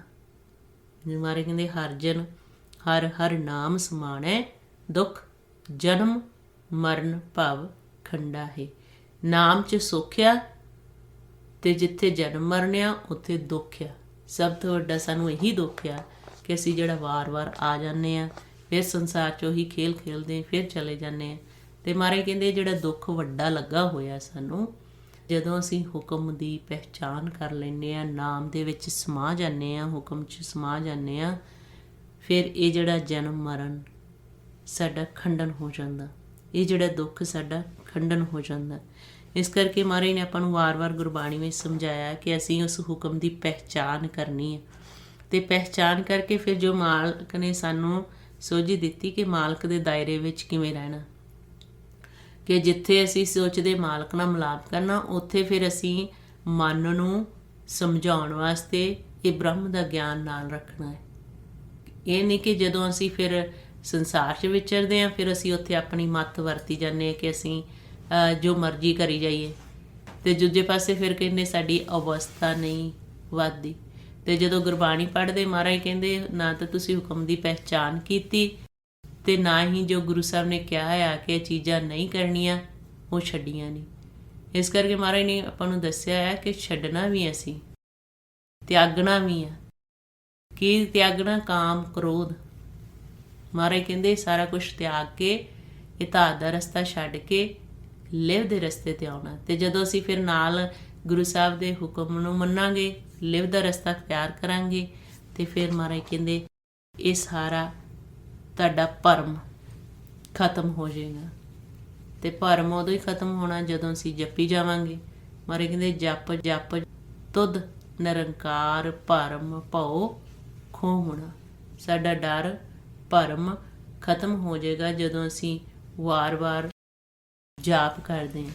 ਅਤੇ ਸਾਡੇ ਸਾਰੇ ਸਵਾਲਾਂ ਦੇ ਜਵਾਬ ਗੁਰਬਾਣੀ ਵਿੱਚ ਦਿੱਤੇ ਹੋਏ ਆ। ਅਤੇ ਜਿਵੇਂ ਜਿਵੇਂ ਆਪਾਂ ਫਿਰ ਮਹਾਰਾਜ ਦੇ ਹੁਕਮ ਦੇ ਵਿੱਚ ਚੱਲਾਂਗੇ, ਇਹ ਅੱਜ ਹੁਕਮ ਦੇ ਵਿੱਚ ਆਪਾਂ ਗੁਰਬਾਣੀ ਰਾਹੀਂ ਹੁਕਮ ਭਾਣੇ ਨੂੰ ਵੀ ਕਿਹਾ ਹੈ ਕਿ ਜੋ ਵੀ ਸਾਰਾ ਕੁਛ ਹੋ ਰਿਹਾ ਹੈ ਉਹ ਮਾਲਕ ਦੇ ਭਾਣੇ ਦੇ ਵਿੱਚ। ਅਤੇ ਜੋ ਵੀ ਮਾਲਕ ਨੇ ਏਕਾਰ ਇਸ ਸੰਸਾਰ ਪੈਦਾ ਕੀਤਾ ਆਪਣੇ ਹੁਕਮ ਨਾਲ, ਆਪਣੇ ਨਾਮ ਦੁਆਰਾ ਹੀ ਪ੍ਰਗਟ ਕੀਤਾ ਹੈ। ਅਤੇ ਉਸ ਨਾਮ ਦੇ ਨਾਲ ਅਸੀਂ ਪਿਆਰ ਪਾਉਣਾ ਹੈ। ਅਤੇ ਜਿਹਦਾ ਮਹਾਰਾਜ ਕਹਿੰਦੇ ਉਸ ਨਾਮ ਨਾਲ ਪਿਆਰ ਪੈ ਜਾਂਦਾ ਆ ਉਹ ਵੱਡੇ ਭਾਗਾਂ ਵਾਲੇ ਆ। ਅਤੇ ਉਹਨਾਂ ਦੇ ਨਾਲ ਫਿਰ ਸੰਸਾਰ ਵੀ ਤਰ ਜਾਂਦਾ। ਗੁਰੂ ਸਾਹਿਬ ਗੁਰਬਾਣੀ ਕਹਿੰਦੇ ਸੋ ਵਡ ਭਾਗੀ ਜਿਸ ਨਾਮ ਪਿਆਰ, ਤਿਸ ਕੈ ਸੰਗ ਤਰੈ ਸੰਸਾਰ। ਮਹਾਰਾਜ ਕਹਿੰਦੇ ਕਿ ਜਿਹੜਾ ਉਹ ਬਹੁਤ ਵੱਡੇ ਭਾਗਾਂ ਵਾਲਾ ਆ ਜਿਹਦਾ ਨਾਮ ਦੇ ਨਾਲ ਪਿਆਰ ਆ, ਜਿਹਨੂੰ ਇਹੀ ਤੜਫ ਲੱਗੀ ਰਹਿੰਦੀ ਹੈ ਕਿ ਹਰ ਵਕਤ ਅਸੀਂ ਉਹ ਮਾਲਕ ਦੇ ਨਾਮ ਨੂੰ ਸੁਣੀਏ, ਉਸ ਨਾਮ ਦੇ ਦਾਇਰੇ ਵਿੱਚ ਰਹੀਏ, ਹੁਕਮ ਦੇ ਦਾਇਰੇ ਵਿੱਚ ਰਹੀਏ। ਅਤੇ ਮਹਾਰਾਜ ਕਹਿੰਦੇ ਉਹ ਵੱਡੇ ਭਾਗਾਂ ਵਾਲੇ ਆ ਅਤੇ ਉਹਨਾਂ ਦੇ ਨਾਲ ਫਿਰ ਸੰਸਾਰ ਵੀ ਤਰ ਜਾਂਦਾ। ਜੋ ਸਾਨੂੰ ਸਿੱਖਿਆ ਦਿੱਤੀ ਗਈ ਗੁਰਬਾਣੀ ਦੇ ਵਿੱਚ ਗੁਰੂ ਸਾਹਿਬਾਂ ਨੇ, ਭਗਤਾਂ ਨੇ ਅਤੇ ਗੁਰਮੁਖਾਂ ਨੇ ਉਹ ਖੋਜ ਕਰਕੇ ਸਾਨੂੰ ਸਮਝਾਇਆ ਅਤੇ ਕਿਵੇਂ ਤੁਸੀਂ ਤਰ ਸਕਦੇ। ਉਹ ਆਪ ਵੀ ਤਰੇ ਅਤੇ ਸਾਨੂੰ ਵੀ ਫਿਰ ਤਾਰ ਰਹੇ ਸਾਰੀ ਸਿੱਖਿਆ ਦੇ ਕੇ। ਫਿਰ ਮਹਾਰਾਜ ਕਹਿੰਦੇ ਸੋਈ ਗਿਆਨੀ ਜੋ ਸਿਮਰੈ ਏਕ। ਭਾਵੇਂ ਗਿਆਨੀ ਹੈ, ਸਾਰਿਆਂ ਨੂੰ ਹੀ ਸਿਮਰਨ ਕਰਨਾ ਪੈਣਾ, ਜਿਹਨੂੰ ਮਰਜ਼ੀ ਗਿਆਨ ਹੋ ਜੇ, ਲੇਕਿਨ ਸਿਮਰਨ ਜਾਪ ਸਾਰਿਆਂ ਨੂੰ ਕਰਨਾ ਪੈਣਾ। ਅਤੇ ਮਹਾਰਾਜ ਕਹਿੰਦੇ ਸੋਈ ਗਿਆਨੀ ਜੋ ਸਿਮਰੈ ਏਕ, ਸੋ ਧਨਵੰਤਾ ਜਿਸ ਬੁੱਧ ਵਿਵੇਕ। ਜਿਹਨੇ ਗੁਰੂ ਦੀ ਸ਼ਰਨ ਵਿੱਚ ਆ ਕੇ ਆਪਣੀ ਬੁੱਧ ਵਿਵੇਕ ਕਰ ਲਈ ਉਹਨੂੰ ਧਨਵੰਤ ਕਹਿੰਦੇ। ਅਤੇ ਦੁਨਿਆਵੀ ਤੌਰ 'ਤੇ ਆਪਾਂ ਉਹਨੂੰ ਧਨਵੰਤ ਕਹਿੰਦੇ ਜਿਹਦੇ ਕੋਲ ਬਹੁਤ ਧਨ ਆ, ਬਹੁਤ ਪੈਸਾ ਆ, ਕਹਿੰਦੇ ਬੜਾ ਧਨਵਾਨ ਆ। ਲੇਕਿਨ ਮਹਾਰਾਜ ਗੁਰਬਾਣੀ 'ਚ ਕਹਿੰਦੇ ਉਹ ਗਰੀਬ ਆ। ਨਾਮ ਨੂੰ ਜਿਹਨੇ ਵਸਾਰ ਦਿੱਤਾ ਉਹ ਗਰੀਬ ਆ। ਧਨਵੰਤ ਉਹ ਆ ਜਿਹਨੇ ਗੁਰੂ ਦੀ ਸ਼ਰਨ ਵਿੱਚ ਆ ਕੇ ਆਪਣੀ ਬੁੱਧੀ ਵਿਵੇਕ ਕਰ ਲਈ। ਅਤੇ ਬੁੱਧ ਵਿਵੇਕ ਕਦੋਂ ਹੁੰਦੀ ਆ? ਜਦੋਂ ਅਸੀਂ ਗੁਰੂ ਦੇ ਗਿਆਨ ਨੂੰ ਅੰਦਰ ਵਸਾ ਕੇ ਅਤੇ ਨਾਮ ਵਿੱਚ ਸਮਾ ਜਾਂਦੇ ਹਾਂ। ਉਦੋਂ ਸਾਡੀ ਫਿਰ ਜਿਹੜੀ ਬੁੱਧੀ ਵਿਵੇਕ ਹੋ ਜਾਂਦੀ ਆ, ਇਹਨੂੰ ਪਤਾ ਲੱਗ ਜਾਂਦਾ ਸਹੀ ਕੀ ਹੈ ਅਤੇ ਗਲਤ ਕੀ ਹੈ, ਕਿਹੜੇ ਰਸਤੇ 'ਤੇ ਅਸੀਂ ਚੱਲ ਕੇ ਅਤੇ ਹਮੇਸ਼ਾ ਮਾਲਕ ਦੇ ਸਨਮੁਖ ਰਹਿਣਾ, ਉਸ ਦੇ ਹੁਕਮ ਦੇ ਵਿੱਚ ਰਹਿਣਾ। ਉਹ ਧਨਵਾਨ ਆ, ਗੁਰਬਾਣੀ 'ਚ ਦੱਸਿਆ ਉਹ ਆ ਅਸਲੀ ਧਨਵੰਤ ਜਿਹਦੇ ਕੋਲ ਨਾਮ ਧਨ ਆ। ਅਤੇ ਮਹਾਰਾਜ ਗੁਰਬਾਣੀ ਕਹਿੰਦੇ ਫਿਰ ਜਿਹੜਾ ਸਿਮਰਨ ਕਰਦਾ ਆ, ਨਾਮ ਜਪਦਾ ਆ, ਉਹ ਆਪਣੀਆਂ ਕੁੱਲਾਂ ਵੀ ਤਾਰ ਲੈਂਦਾ। ਸੋ ਕੁਲਵੰਤਾ ਜੇ ਸਿਮਰੈ ਸੁਆਮੀ, ਕਹਿੰਦੇ ਜਿਹੜਾ ਸਿਮਰਨ ਕਰਦਾ ਉਹ ਤਾਂ ਕੁੱਲਾਂ ਵੀ ਤਾਰ ਲੈਂਦਾ। ਹੁਣ ਆਪਾਂ ਨੂੰ ਹੁੰਦਾ ਹੈ ਕਿ ਸੰਸਾਰ ਵਿੱਚ ਆਪਾਂ ਦੇਖਦੇ ਹਾਂ ਕਿ ਜੀਵ ਲੱਗਦੇ ਨਹੀਂ, ਅਤੇ ਮਹਾਰਾਜ ਕਹਿੰਦੇ ਆਪਣੀ ਦ੍ਰਿਸ਼ਟੀ ਆ ਜੀ ਬਣਾ ਲਓ ਕਿ ਉਹਨਾਂ 'ਤੇ ਦ੍ਰਿਸ਼ਟੀ ਪਵੇ, ਉਹ ਵੀ ਤੁਹਾਡੇ ਵਾਂਗ ਹੋ ਜਾਣ। ਉਹਨੂੰ ਅੰਮ੍ਰਿਤ ਦ੍ਰਿਸ਼ਟ ਗੁਰਬਾਣੀ 'ਚ ਕਿਹਾ ਆ। ਅਤੇ ਇਸੇ ਤਰ੍ਹਾਂ ਮਹਾਰਾਜ ਕਹਿੰਦੇ ਸੰਤਾਂ ਦੀ ਫਿਰ ਅੰਮ੍ਰਿਤ ਦ੍ਰਿਸ਼ਟੀ ਹੁੰਦੀ ਹੈ। ਜਦੋਂ ਫਿਰ ਉਹ ਦੇਖਦੇ ਆ ਦੂਜਿਆਂ ਵੱਲ, ਅੰਮ੍ਰਿਤ ਦ੍ਰਿਸ਼ਟੀ ਇੱਥੇ ਪਾਉਂਦੇ ਆ। ਭੇਖੇ ਹੋਏ ਸੰਤ ਅੰਮ੍ਰਿਤ ਦ੍ਰਿਸ਼ਟ, ਉਹ ਆਪਾਂ ਨੂੰ ਫਿਰ ਗੁਰਬਾਣੀ 'ਚ ਸੋਝੀ ਦਿੱਤੀ ਹੈ। ਇਸੇ ਤਰ੍ਹਾਂ ਮਹਾਰਾਜ ਗੁਰਬਾਣੀ 'ਚ ਕਹਿੰਦੇ ਆ ਉਹਦੀ ਪੱਤ ਰਹਿੰਦੀ ਆ ਜਿਹਨੇ ਆਪਣੇ ਆਪ ਨੂੰ ਪਹਿਚਾਨ ਲਿਆ। ਮਹਾਰਾਜ ਕਹਿੰਦੇ ਸੋ ਪਤਵੰਤਾ ਜੇ ਆਪ ਪਛਾਨੀ, ਜਿਨ੍ਹਾਂ ਨੇ ਆਪਣੇ ਆਪ ਦੀ ਪਹਿਚਾਨ ਕਰ ਲਈ ਉਹ ਪਤਵੰਤ ਆ, ਉਹਨਾਂ ਦੀ ਪੱਤ ਰਹਿੰਦੀ ਆ, ਉਹਨਾਂ ਦੀ ਇੱਜ਼ਤ ਰਹਿੰਦੀ ਹੈ। ਅਤੇ ਆਪਾਂ ਨੂੰ ਮਹਾਰਾਜ ਗੁਰਬਾਣੀ ਵਿੱਚ ਸਮਝਾਉਂਦੇ ਆ ਕਿ ਅਸੀਂ ਪਿਆਰ ਕਿਹਦੇ ਨਾਲ ਪਾਉਣਾ ਹੈ? ਨਾਮ ਦੇ ਨਾਲ। ਹੁਣ ਜਦੋਂ ਅਸੀਂ ਸਵੇਰੇ ਉੱਠਦੇ ਹਾਂ, ਅਸੀਂ ਦੂਜੇ ਨਾਲ ਪਿਆਰ ਪਾ ਲੈਂਦੇ, ਮਾਇਆ ਦੇ ਨਾਲ। ਸਵੇਰੇ ਉੱਠਦਿਆਂ ਨਾਲ ਹੀ ਸਾਨੂੰ ਉਹੀ ਵਿਚਾਰ ਫੁਰਨੇ ਆਉਂਦੇ। ਅਤੇ ਮਹਾਰਾਜ ਨੇ ਆਪਾਂ ਨੂੰ ਦੱਸਿਆ ਕਿ ਜਦੋਂ ਤੁਸੀਂ ਉੱਠਣਾ ਸਿਮਰਨ ਕਰਨਾ। ਮਹਾਰਾਜ ਕਹਿੰਦੇ ਭਲਕੇ ਉੱਠ ਬਹੁ ਕਰਮ ਕਮਾਵੈ ਦੂਜੇ ਪਾਏ ਪਿਆਰ। ਮਾਇਆ ਦੇ ਨਾਲ ਪਿਆਰ ਹੈ ਸਾਡਾ, ਅਤੇ ਗੁਰੂ ਸਾਹਿਬ ਕਹਿੰਦੇ ਅਸੀਂ ਨਾਮ ਦੇ ਨਾਲ ਪਿਆਰ ਪਾਉਣਾ। ਅਤੇ ਨਾਮ ਜਪਾਂਗੇ ਕੁਲਵੰਤ ਬਣਾਂਗੇ, ਨਾਮ ਜਪਾਂਗੇ ਅਸੀਂ ਧਨਵੰਤ ਬਣਾਂਗੇ। ਅਤੇ ਮਹਾਰਾਜ ਨੇ ਆਪਾਂ ਨੂੰ ਦੱਸਿਆ ਅਤੇ ਸਾਡੀ ਪੱਤ ਵੀ ਨਾਮ ਨਾਲ ਰਹਿਣੀ। ਇਸੇ ਕਰਕੇ ਮਹਾਰਾਜ ਕਹਿੰਦੇ ਆ ਆਪਣੇ ਆਪ ਦੀ ਪਹਿਚਾਨ ਕਰ ਲਓ, ਅਸੀਂ ਕੌਣ ਆ, ਕਿੱਥੋਂ ਆਏ ਹਾਂ। ਅਤੇ ਜਦੋਂ ਪਹਿਚਾਨ ਕਰ ਲਈ, ਮਹਾਰਾਜ ਕਹਿੰਦੇ ਆ ਮਨ ਤੂੰ ਜੋਤ ਸਰੂਪ ਆ, ਆਪਣਾ ਮੂਲ ਪਛਾਣ, ਮੂਲ ਦੀ ਪਹਿਚਾਨ ਕਰ ਲਓ। ਅਤੇ ਜਿਹੜੇ ਪਹਿਚਾਨ ਕਰ ਲੈਂਦੇ ਉਹਨਾਂ ਦੇ ਪਰਮਾਤਮਾ ਵਿੱਚ ਕੋਈ ਅੰਤਰ ਨਹੀਂ ਰਹਿੰਦਾ। ਗੁਰੂ ਸਾਹਿਬ ਕਹਿੰਦੇ ਨਾਨਕ ਗੁਰਮੁਖ ਆਪ ਪਛਾਣੇ ਪ੍ਰਭ ਜੈਸੇ ਅਬਨਾਸੀ। ਇਹ ਪਹਿਚਾਣ ਆ ਸਾਡੀ ਕਿ ਅਸੀਂ ਮਾਲਕ ਦੀ ਅੰਸ਼ ਹਾਂ ਅਤੇ ਅਸੀਂ ਮਾਲਕ ਵਰਗੇ ਹੀ ਹਾਂ। ਅਤੇ ਅਸੀਂ ਕੀ ਹੋ ਗਏ ਹਾਂ? ਮਾਇਆ ਦੇ ਦਾਇਰੇ ਵਿੱਚ ਹੋਣ ਕਰਕੇ ਇਹਦੇ ਨਾਲ ਪਿਆਰ ਪਾ ਲਿਆ ਹੈ। ਅਸੀਂ ਆਪਣੇ ਮੂਲ ਨੂੰ ਭੁੱਲ ਗਏ ਹਾਂ, ਆਪਣੀ ਪਹਿਚਾਣ ਭੁੱਲ ਗਏ ਹਾਂ। ਅਤੇ ਮਹਾਰਾਜ ਨੇ ਆਪਾਂ ਨੂੰ ਦੱਸਿਆ ਆ ਕਿ ਆਪਦੀ ਪਹਿਚਾਣ ਕਰ ਲਓ। ਅਤੇ ਇਹੀ ਮਹਾਰਾਜ ਕਹਿੰਦੇ ਉਹ ਪਤਵੰਤ ਆ, ਪੱਤ ਵਾਲਾ ਆ, ਜਿਹਨੇ ਆਪਣੇ ਆਪ ਦੀ ਪਹਿਚਾਣ ਕਰ ਲਈ। ਸੋ ਇਹ ਆਪਾਂ ਨੂੰ ਫਿਰ ਗੁਰਬਾਣੀ ਵਿੱਚ ਦੱਸਿਆ ਆ ਕਿ ਅਸੀਂ ਇਸ ਤਰੀਕੇ ਨਾਲ ਚੱਲਣਾ ਆ ਕਿ ਹੁਕਮ ਦੇ ਵਿੱਚ ਮਨ ਰਵੇ। ਸੋ ਸਾਡੇ ਸਾਰਿਆਂ ਵਾਸਤੇ ਇਹੀ ਹੁਕਮ ਆ ਨਾਮ। ਅਤੇ ਅਗਲੀ ਵਾਰ ਆਪਾਂ ਇਹੀ ਵਿਚਾਰ ਕਰਨੀ ਆ ਕਿ ਜੋ ਹੁਕਮ ਦੇ ਦਾਇਰੇ ਵਿੱਚ ਸਾਡਾ ਮਨ ਆਇਆ ਹੈ ਕਿ ਨਹੀਂ। ਸੋ ਵਾਹਿਗੁਰੂ ਜੀ ਸਾਡੇ ਸਾਰਿਆਂ 'ਤੇ ਕਿਰਪਾ ਕਰਨ। ਇੰਨੀਆਂ ਬੇਨਤੀਆਂ ਕਰਦਿਆਂ ਹੋਇਆਂ ਜੇ ਕੋਈ ਸ਼ਬਦ ਗਲਤ ਬੋਲਿਆ ਗਿਆ ਹੋਵੇ, ਗੁਰੂ ਅਤੇ ਸੰਗਤ ਬਖਸ਼ਣਯੋਗ ਨੇ ਬਖਸ਼ ਲੈਣਾ ਜੀ। ਹਾਂਜੀ, ਥੋੜ੍ਹੇ ਸਵਾਲ ਆਏ ਕਮੈਂਟਸ ਦੇ ਵਿੱਚ। ਇੱਕ ਹੈਗਾ ਹੈ ਕਿ ਵਾਹਿਗੁਰੂ ਜੀ ਵਟ ਟਾਈਮ ਦਿਸ ਪ੍ਰੋਗਰਾਮ ਸਟਾਰਟ। ਉਹ ਮੈਂ ਕਮੈਂਟਸ ਦੇ ਵਿੱਚ ਦੱਸ ਦਿੱਤਾ ਕਿ ਹਰੇਕ ਸ਼ਨੀਚਰਵਾਰ ਅਸੀਂ ਐਡਮਿੰਟਨ ਦੇ ਟਾਈਮ 'ਤੇ 6 ਵਜੇ ਸਵੇਰ ਨੂੰ ਪ੍ਰੋਗਰਾਮ ਆਰੰਭ ਕਰਦੇ ਹਾਂ। 1.5 ਘੰਟਾ ਅਭਿਆਸ ਕਰਕੇ ਉਸ ਤੋਂ ਬਾਅਦ ਤਕਰੀਬਨ ਅੱਧਾ ਘੰਟਾ ਗੁਰਬਾਣੀ ਦੇ ਵਿਚਾਰ। ਹਰੇਕ ਐਤਵਾਰ 4 ਵਜੇ ਸ਼ਾਮ ਨੂੰ ਐਡਮਿੰਟਨ ਦੇ ਟਾਈਮ ਮੁਤਾਬਕ 1 ਘੰਟਾ ਅਭਿਆਸ ਕਰਕੇ ਫਿਰ ਤਕਰੀਬਨ ਅੱਧਾ ਘੰਟਾ ਜਾਂ ਉਸ ਤੋਂ ਬਾਅਦ ਫਿਰ ਅਸੀਂ ਇੱਕ ਪੋਡਕਾਸਟ ਕਰਦੇ ਹਾਂ ਜਿਸ 'ਚ ਗੁਰਬਾਣੀ ਦੇ ਵਿਚਾਰ ਕੀਤੀ ਜਾਂਦੀ ਹੈ, ਜਿਸ 'ਚ ਕੁਐਸਚਨ ਆਨਸਰ ਹੁੰਦੇ ਆ। ਕੋਸ਼ਿਸ਼ ਕਰਿਆ ਕਰੋ ਕਿ ਕੁਐਸਚਨ ਆਨਸਰ ਜਿਹੜੇ ਆ ਉਸ ਸੰਡੇ ਵਾਲੇ ਪੋਡਕਾਸਟ ਲਈ ਰੱਖ ਲਿਆ ਕਰੋ, ਲਿਖ ਲਿਆ ਕਰੋ। ਪਰ ਜੇ ਅੱਜ ਸਵਾਲ ਆਏ ਆ ਇੱਥੇ ਜਿਹੜਾ ਉਹਨਾਂ ਦਾ ਆਨਸਰ ਕਰ ਲੈਂਦੇ ਆ। ਇੱਕ ਹੈਗਾ ਇੱਕ Waheguru ji why do we keep our mouth open, how to breathe during ਅੰਤਰਗਤ ਵਿਥ ਮਾਊਥ ਓਪਨ। ਜਿਹੜਾ ਮੂੰਹ ਖੋਲ੍ਹ ਕੇ ਥੋੜ੍ਹਾ ਜਿਹਾ ਕਿਹਾ ਸੀਗਾ ਕਿ ਫੁਰਨੇ ਘੱਟ ਜਾਂਦੇ ਆ ਜਦੋਂ ਅੰਤਰਗਤ ਅਭਿਆਸ ਕਰਦੇ ਆ, ਉਹ ਤੁਹਾਡੀ ਆਪਸ਼ਨ ਆ। ਜੇ ਅਸੀਂ ਮੂੰਹ ਕਈ ਵਾਰੀ ਬੰਦ ਰੱਖਦੇ ਹਾਂ ਅਤੇ ਫਿਰ ਨਾਸਾਂ ਰਾਹੀਂ, ਨੱਕ ਰਾਹੀਂ ਸਾਹ ਲੈਂਦੇ ਹਾਂ ਅਤੇ ਇਹ ਸਾਡੇ ਨਾਸਕਾਂ ਆ।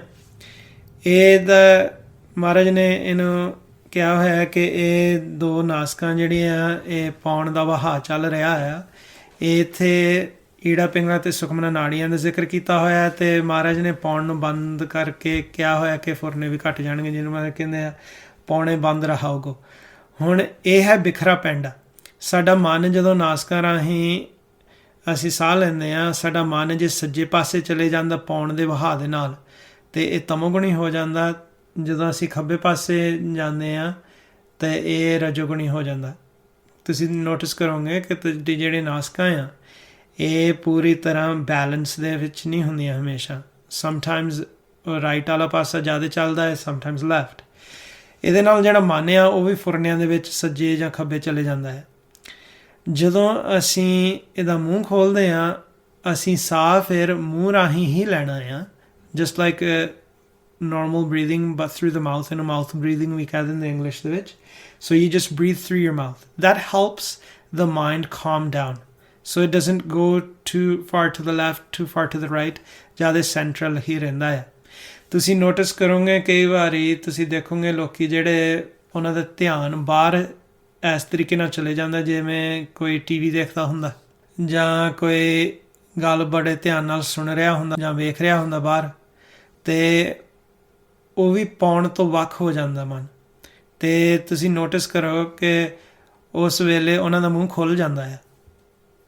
ਇਹ ਜਿਹੜਾ ਮਾਊਥ ਬਰੀਥਿੰਗ ਹੈ, ਇਹਦੇ ਨਾਲ ਸਾਡੇ ਜਿਹੜੇ ਵਿਚਾਰ ਆ ਘਟ ਜਾਂਦੇ ਆ। ਰਾਤ ਨੂੰ ਜਦੋਂ ਮਨ ਛੱਡਦਾ ਵੀ ਹੈ ਸਾਡੇ ਸਰੀਰ ਨੂੰ, ਤੇ ਜਿਹੜੇ ਭਗਤ ਜਨ ਆ ਉਹਨਾਂ ਨੇ ਸਭ ਤੋਂ ਪਹਿਲਾਂ ਜਿਨ੍ਹਾਂ ਨੇ ਭਗਤੀ ਕੀਤੀ, ਉਹਨਾਂ ਨੇ ਇੱਕ ਬੱਚੇ ਨੂੰ ਦੇਖਿਆ ਕਿ ਜਿਹੜਾ ਬੱਚਾ ਆ ਇਹ ਕਿਵੇਂ ਅਭਿਆਸ ਕਰਦਾ ਆ, ਜਿਹੜਾ ਨਿਊਬੋਰਨ ਬੇਬੀ ਹੁੰਦਾ ਆ ਕਿਵੇਂ ਆਪਣੇ ਪਾਉਣ ਨੂੰ ਰੋਕਦਾ ਆ। ਫਿਰ ਉਹਨੂੰ ਕੁੰਭ ਕਿਰਿਆ ਵੀ ਕਹਿ ਦਿੱਤਾ ਗੁਰਬਾਣੀ ਵਿੱਚ, ਕੁੰਭਕ ਕਹਿ ਦਿੱਤਾ ਆ। ਹੁਣ ਇਹ ਜਿਹੜਾ ਸਾਡਾ ਮਨ ਆ, ਜਦੋਂ ਇਹ ਆਪਣੇ ਘਰ ਨੂੰ ਜਾਂਦਾ ਆ, ਜਿਵੇਂ ਉਹਨਾਂ ਭਗਤਾਂ ਨੇ ਬੱਚੇ ਨੂੰ ਦੇਖਿਆ ਕਿ ਕਿਵੇਂ ਸੁਣ ਵਿੱਚ ਸਮਾਉਂਦਾ ਇਹਦਾ ਮਨ, ਕਿਵੇਂ ਇਹ ਫਿਰ ਸੌਂ ਜਾਂਦਾ ਇੱਧਰਲੇ ਪਾਸਿਓਂ, ਸਰੀਰ ਤੋਂ ਉੱਪਰ ਉੱਠ ਜਾਂਦਾ ਮਨ। ਇੱਦਾਂ ਹੀ ਜਦੋਂ ਅਸੀਂ ਰਾਤ ਨੂੰ ਸੌਂਦੇ ਹਾਂ ਤਾਂ ਇੱਕ ਪੁਆਇੰਟ 'ਤੇ ਸਾਡਾ ਮੂੰਹ ਖੁੱਲ੍ਹ ਜਾਂਦਾ ਆ ਅਤੇ ਸਾਡਾ ਮਨ ਇਸ ਸਰੀਰ ਤੋਂ ਉੱਪਰ ਉੱਠ ਜਾਂਦਾ। ਸੋ ਇਹ ਇੱਕ ਸਟਲ ਜਿਹੜੇ ਬੜੇ ਸੂਖਮ ਮਾਤਰ ਜੁਗਤੀਆਂ ਆ ਜਿਸ ਦੁਆਰਾ ਅਸੀਂ ਮਨ ਆਪਣੇ ਨੂੰ ਕਾਬੂ ਕਰ ਸਕਦੇ ਹਾਂ। ਜਿਹੜੇ ਗੁਰਮੁਖਾਂ ਨੇ ਖੋਜ ਕੀਤੀ, ਜਿਹੜੇ ਗੁਰਮੁਖਾਂ ਨੇ ਪ੍ਰੈਕਟਿਸ ਕੀਤੀ, ਉਹਨਾਂ ਨੇ ਫਿਰ ਇਹ ਖੋਜ ਕਰਕੇ ਇਹਦਾ ਗੁਰਬਾਣੀ ਰਾਹੀਂ, ਗੁਰਬਾਣੀ ਦੇ ਵਿਚਾਰ ਰਾਹੀਂ ਇੱਦਾਂ ਹੋਰਨਾਂ ਨੂੰ ਦੱਸਿਆ। ਇੱਦਾਂ ਹੀ ਪਿਤਾ ਜੀ ਹੁਣੀ ਸਾਨੂੰ ਦੱਸਦੇ ਹੁੰਦੇ ਸੀ ਕਿ ਜੇ ਥੋੜ੍ਹਾ ਜਿਹਾ ਮੂੰਹ ਖੋਲ੍ਹ ਕੇ ਇੱਦਾਂ ਮਾਊਥ ਬਰੀਥਿੰਗ ਕਰਦੇ ਹਾਂ ਤਾਂ ਫੁਰਨੇ ਘੱਟ ਜਾਂਦੇ ਆ। ਕਈ ਵਾਰੀ ਕੀ ਹੁੰਦਾ ਫਿਰ ਵੀ ਕੋਈ ਫੁਰਨਾ ਆ ਜਾਂਦਾ, ਥੋੜ੍ਹਾ ਹੋਰ ਮੂੰਹ ਖੋਲ੍ਹ ਕੇ ਤੁਸੀਂ ਅਭਿਆਸ ਕਰੀ ਜਾਓ ਤਾਂ ਫਿਰ ਵੀ ਘੱਟ ਜਾਂਦੇ। ਕਈ ਵਾਰੀ ਕੀ ਹੁੰਦਾ ਮੂੰਹ ਬੰਦ ਕਰਕੇ ਜਿਹੜੀ ਜੀਭ ਆ ਉਹ ਦੰਦਾਂ ਦੇ ਪਿੱਛੇ ਲਾ ਲਓ, ਤਾਲੂ ਨੂੰ ਉੱਪਰਲੇ ਪਾਸੇ, ਅਤੇ ਦੰਦਾਂ ਦੇ ਥੋੜ੍ਹੇ ਜਿਹੇ ਪਿੱਛੇ, ਅਤੇ ਉਹਦੇ ਨਾਲ ਵੀ ਫੁਰਨੇ ਘੱਟ ਜਾਂਦੇ ਆ। ਅਤੇ ਜਿਹੜੇ ਗੁਰਮੁਖ ਅਭਿਆਸ ਕਰਦੇ ਕਰਦੇ ਉਹਨਾਂ ਦੀ ਇੰਨੀ ਪ੍ਰੈਕਟਿਸ ਹੋ ਜਾਂਦੀ ਹੈ ਕਿ ਹਿਰਦੇ ਦੀ ਧੜਕਣ ਨਾਲ ਅਭਿਆਸ ਚੱਲਦਾ ਉਹਨਾਂ ਦਾ ਅੰਤਰਗਤ, ਆਟੋਮੈਟਿਕ ਹੀ ਜਦੋਂ ਮਾੜਾ ਜਿਹਾ ਉਹ ਧਿਆਨ ਲਾਉਂਦੇ ਆ ਅਤੇ ਉਹ ਜੇ ਇੱਦਾਂ ਮੂੰਹ ਖੋਲ੍ਹ ਲੈਂਦੇ ਆ ਜਾਂ ਬੰਦ ਕਰਕੇ ਜੀਭ ਨੂੰ ਤਾਲੂ ਨਾਲ ਲਾ ਲੈਂਦੇ ਆ ਤਾਂ ਉਹਨਾਂ ਦੇ ਉਸੇ ਵੇਲੇ ਉਹ ਫੁਰਨੇ ਜਿਹੜੇ ਘੱਟ ਜਾਂਦੇ ਅਤੇ ਮਨ ਉਹ ਅੰਤਰਗਤ ਅਭਿਆਸ ਕਰਨ ਲੱਗ ਪੈਂਦਾ ਧੜਕਣ ਦੇ ਨਾਲ। ਇਹ ਸੂਖਮ ਮਾਤਰ ਇੱਦਾਂ ਵਿਧੀਆਂ ਹੁੰਦੀਆਂ। ਹੁਣ ਤਾਂ ਇਹ ਤੁਹਾਡੀ ਮਰਜ਼ੀ ਹੁੰਦੀ ਹੈ, ਜੇ ਤੁਸੀਂ ਚਾਹੁੰਦੇ ਆ ਕੋਈ ਵਿਧੀ ਅਪਣਾ ਕੇ ਆਪਣੇ ਮਨ ਨੂੰ ਫੁਰਨਿਆਂ ਤੋਂ ਰਹਿਤ ਕਰਨਾ, ਇਹ ਫਿਰ ਥੋੜ੍ਹੇ ਟਿਪਸ ਦਿੱਤੇ ਹੋਏ ਆ, ਟੈਕਨੀਕਸ ਦਿੱਤੇ ਹੋਏ ਆ ਜੇ ਗੁਰਮਤ ਮੁਤਾਬਕ ਤੁਹਾਡੀ ਹੈਲਪ ਕਰਨਗੇ ਇਸ ਅਭਿਆਸ ਦੇ ਵਿੱਚ। ਸੋ ਬਾਕੀ ਇਹ ਕਿ ਉਹ ਫਿਰ ਜਦੋਂ ਮਾਊਥ ਬਰੀਥਿੰਗ ਕਰਦੇ ਆ ਫਿਰ ਤੁਸੀਂ ਨੱਕ ਰਾਹੀਂ ਸਾਹ ਨਹੀਂ ਲੈਣਾ, just breathe through your mouth. ਫਿਰ ਇੱਕ ਸਵਾਲ ਇੱਥੇ ਆਇਆ ਹੋਇਆ ਕਿ Waheguru ji wear is sahaj gufa in our body and how to enter in sahaj gufa. ਮਹਾਰਾਜ ਸਾਨੂੰ ਗੁਰਬਾਣੀ ਵਿੱਚ ਸਮਝਾਉਂਦੇ ਆ ਕਿ ਕਬੀਰ ਗੰਗ ਜਮਨ ਕੇ ਅੰਤਰੇ ਸਹਿਜ ਸੁਣ ਕੇ ਕਾਟ, ਤਹਾਂ ਕਬੀਰਾ ਮਟਕੀਆ ਖੋਜਤ ਮੁੰਜਨ ਬਾਟ।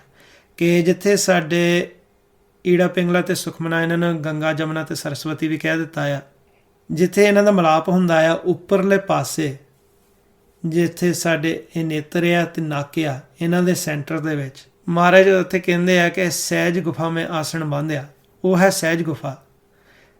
ਭਗਤ ਉੱਥੇ ਜਾ ਕੇ ਇਸ ਮਾਰਗ ਨੂੰ ਖੋਜ ਲੈਂਦੇ ਆ ਕਿ ਕਿਵੇਂ ਪ੍ਰਮਾਤਮਾ ਨਾਲ ਮਿਲਾਪ ਕਰਨਾ। ਗੰਗ ਜਮਨ ਕੇ ਅੰਤਰੇ ਸਹਿਜ ਸੁਨ ਕੇ ਕਾਟ, ਤਾਂ ਕਬੀਰੈ ਮਟਕੀਆ ਖੋਜਤ ਮੁਨ ਜਨ ਬਾਟ।